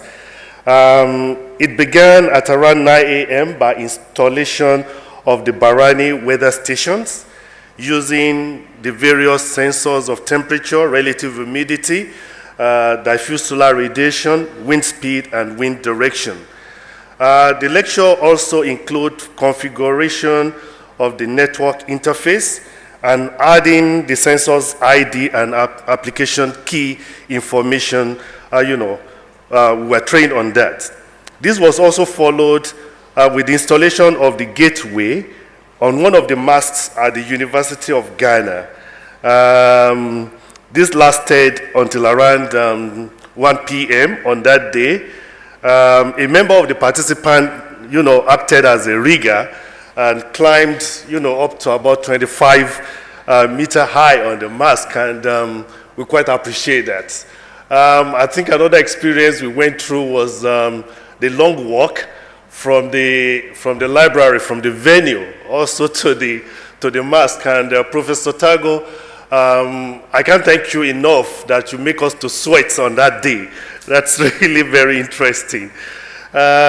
We also, our participant also got connected to the MySite gateway, and we learned how to store data on the MySQL database and visualize it using the Grafani software. On day three, Professor Onime took us through the third day of the workshop with an introduction to data analysis. Thank you, Prof, for that class experience. It was really very rewarding to every participant. After the coffee break, participants installed sensors, including the Barani rain and wind sensor, as well as temperature, radiation, and then the relative humidity sensors. We also visited the Ghana Met Observatory, where we also carried out the installation of this sensor within the vicinity of the observatory of the Ghana Met Agency. This was really also a very good experience to all the participants. So on the third day, we ended the session by learning different analysis tools, of course, including Excel, which we're all familiar with. We worked with R, and then we were also introduced into the Python program language. So this was really very, very useful to all the participants. Now, the key takeaway from this workshop is, number one, we went through understanding the potential of IoT and its challenges. Number two, knowledge of LoRaWAN and its benefits. Number three, hands-on experience with installation and configuration of various meteorological sensors and gateways. And then finally, we understanding the data cleaning and analysis method for our data. We also here suggest to WACREN, CEO, sir, that future perspective with ICTP, we have 4 recommendations here. Number 1 is to carry out extensive data analysis using, for example, the Jupyter software solution for climate data analysis and technological platform to predict and manage weather and climate change risks. That's number 1 recommendation. Number 2, we are recommending for future perspective that there should be a small project developed between WACREN and the Ghana meteorological agencies to compare observations that were taken from the WACREN Internet of Things sensor with existing data of the Ghana Met Observatory, so that we can see how comparable the IoT sensors are together with primary sensors that are installed in the Ghana Meteorological Agency Observatory. Number 3, we also think we could scale up to cover more agencies within the region. Currently, we installed only in the Ghana Met Agency premise, so we are thinking we could scale it up to other meteorological agencies within West Africa, and then cover more variables outside of climate change. For example, we are thinking that we can also look at more sensors to cover things like demography, agriculture, water quality, and other hydrological variables. So those are just some of the recommendations that we are making to WACREN for future collaboration with ICTP, for example. So in conclusion, WACREN and ICTP workshop was really very valuable to all the participants. And please, all participants, can you please appreciate WACREN for me? Thank you so very much for this privilege. Thank you very much. The workshop provided us a comprehensive overview of Internet of Things technology, as well as practical experience with installation and configuration of sensors, gateways, and data analysis tools. Finally, the workshop also gave us a good and deep understanding of the potentials of IoT and challenges associated with implementing these small sensors. So, on behalf of all the participants, I would like to say thank you very much to CEO of WACREN and the organizers of that workshop. We would like to appreciate the International Center for Theoretical Physics, ICTP Italy.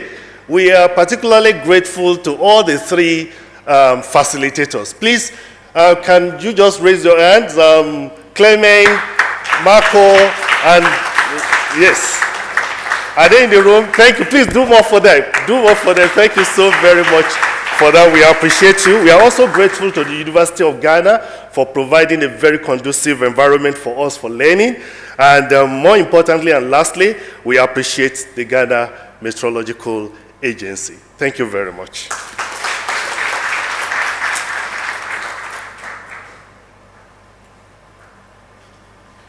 All right, so I'm happy and sad at the same time. I'm happy because they enjoyed the workshop, and I'm sad because we are ending the conference.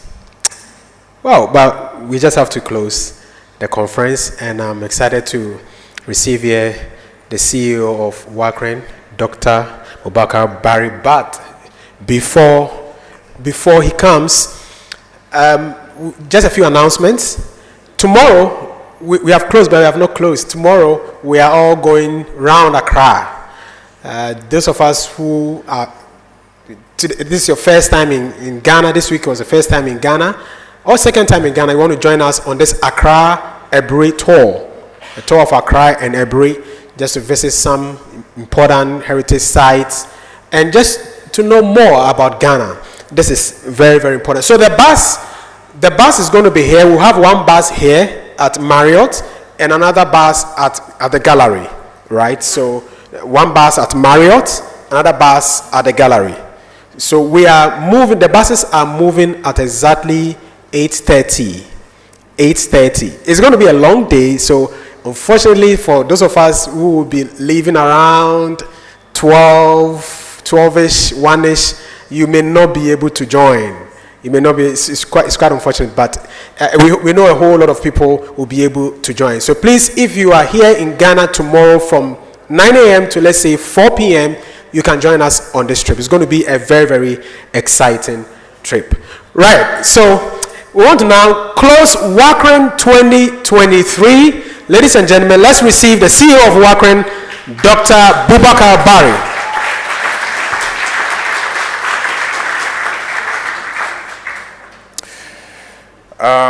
Bonjour.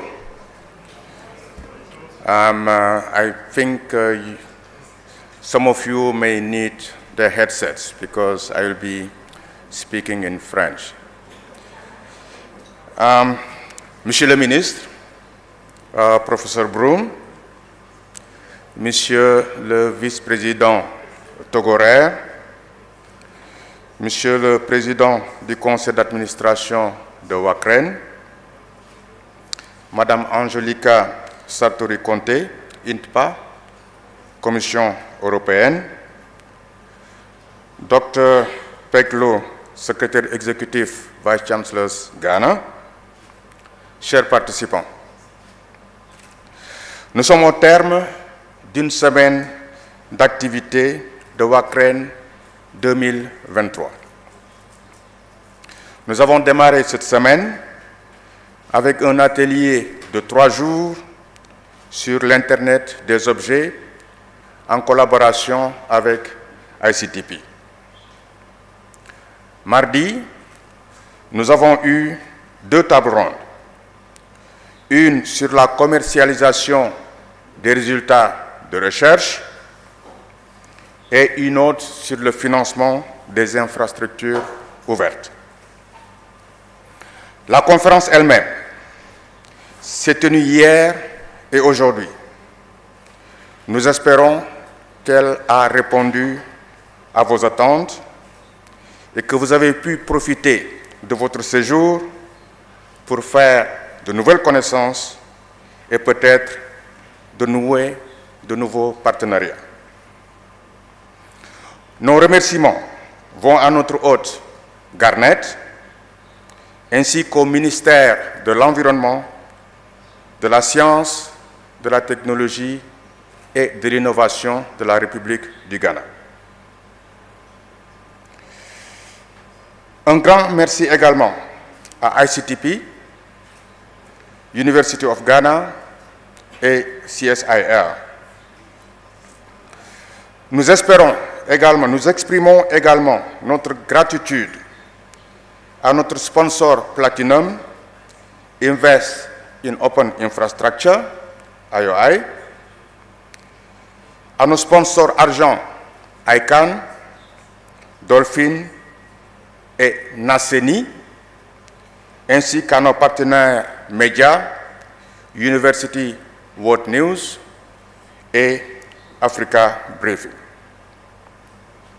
Je tiens également à remercier nos partenaires Nordnet et ICTP pour la très franche collaboration que nous comptons raffermir dans le futur. Une mention spéciale va à la Commission européenne qui a mis à notre disposition des ressources conséquentes à travers le projet Africa Connect 3. Un grand merci va à nos keynote speakers ainsi qu'aux panélistes, sans qui il n'y aurait pas eu de conférence. Je profite de l'occasion pour remercier également le comité scientifique qui nous a aidés à mettre en place le programme de cette conférence. Enfin, je remercie le staff de WACREN qui a travaillé sans relâche ces derniers mois sous la direction de Omo Owaya, coordonnateur général de la conférence, pour que l'événement se déroule de la manière la plus fluide possible. Toutes nos excuses pour tout manquement que vous auriez pu déceler ci et là. Last but not least, comme on dit, merci au personnel de l'hôtel Marriott pour l'excellent service, ainsi qu'aux hôtesses et interprètes qui nous ont accompagnés ces 2 derniers jours. Nous espérons que vous avez apprécié la conférence ainsi que les activités connexes telles que le cocktail de bienvenue et le dîner de gala d'hier soir. Pour demain, comme FA vient de le signaler, nous avons un tour d'Accra pour ceux qui seront encore là, pour connaître un peu plus Accra et ses environs. Je souhaite à tous nos hôtes un bon retour à la maison, spécialement à nos amis de la Jordanie, du Malawi, du Kenya, du Mozambique, de l'Ouganda, de la Zambie, du Danemark, de la Hollande, de l'Italie, de l'Espagne, de la Grande-Bretagne, des États-Unis et de la France. Bon retour à tous et au plaisir de vous revoir à WACREN 2024 les 14 et 15 mars 2024. Merci beaucoup et bon appétit.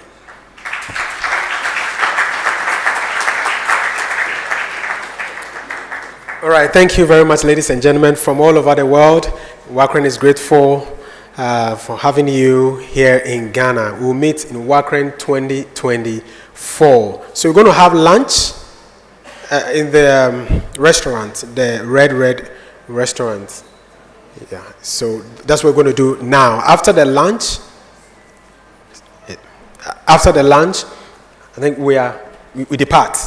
And then we'll meet tomorrow at exactly 8:30. One bus will be at the gallery, another bus will be at Marriott. If you are staying outside Marriott or the gallery, please choose where you want to go and pick the bus. But I advise you come to the Marriott so that we can go together. Thank you very much. WACREN 2023 over. Thank you.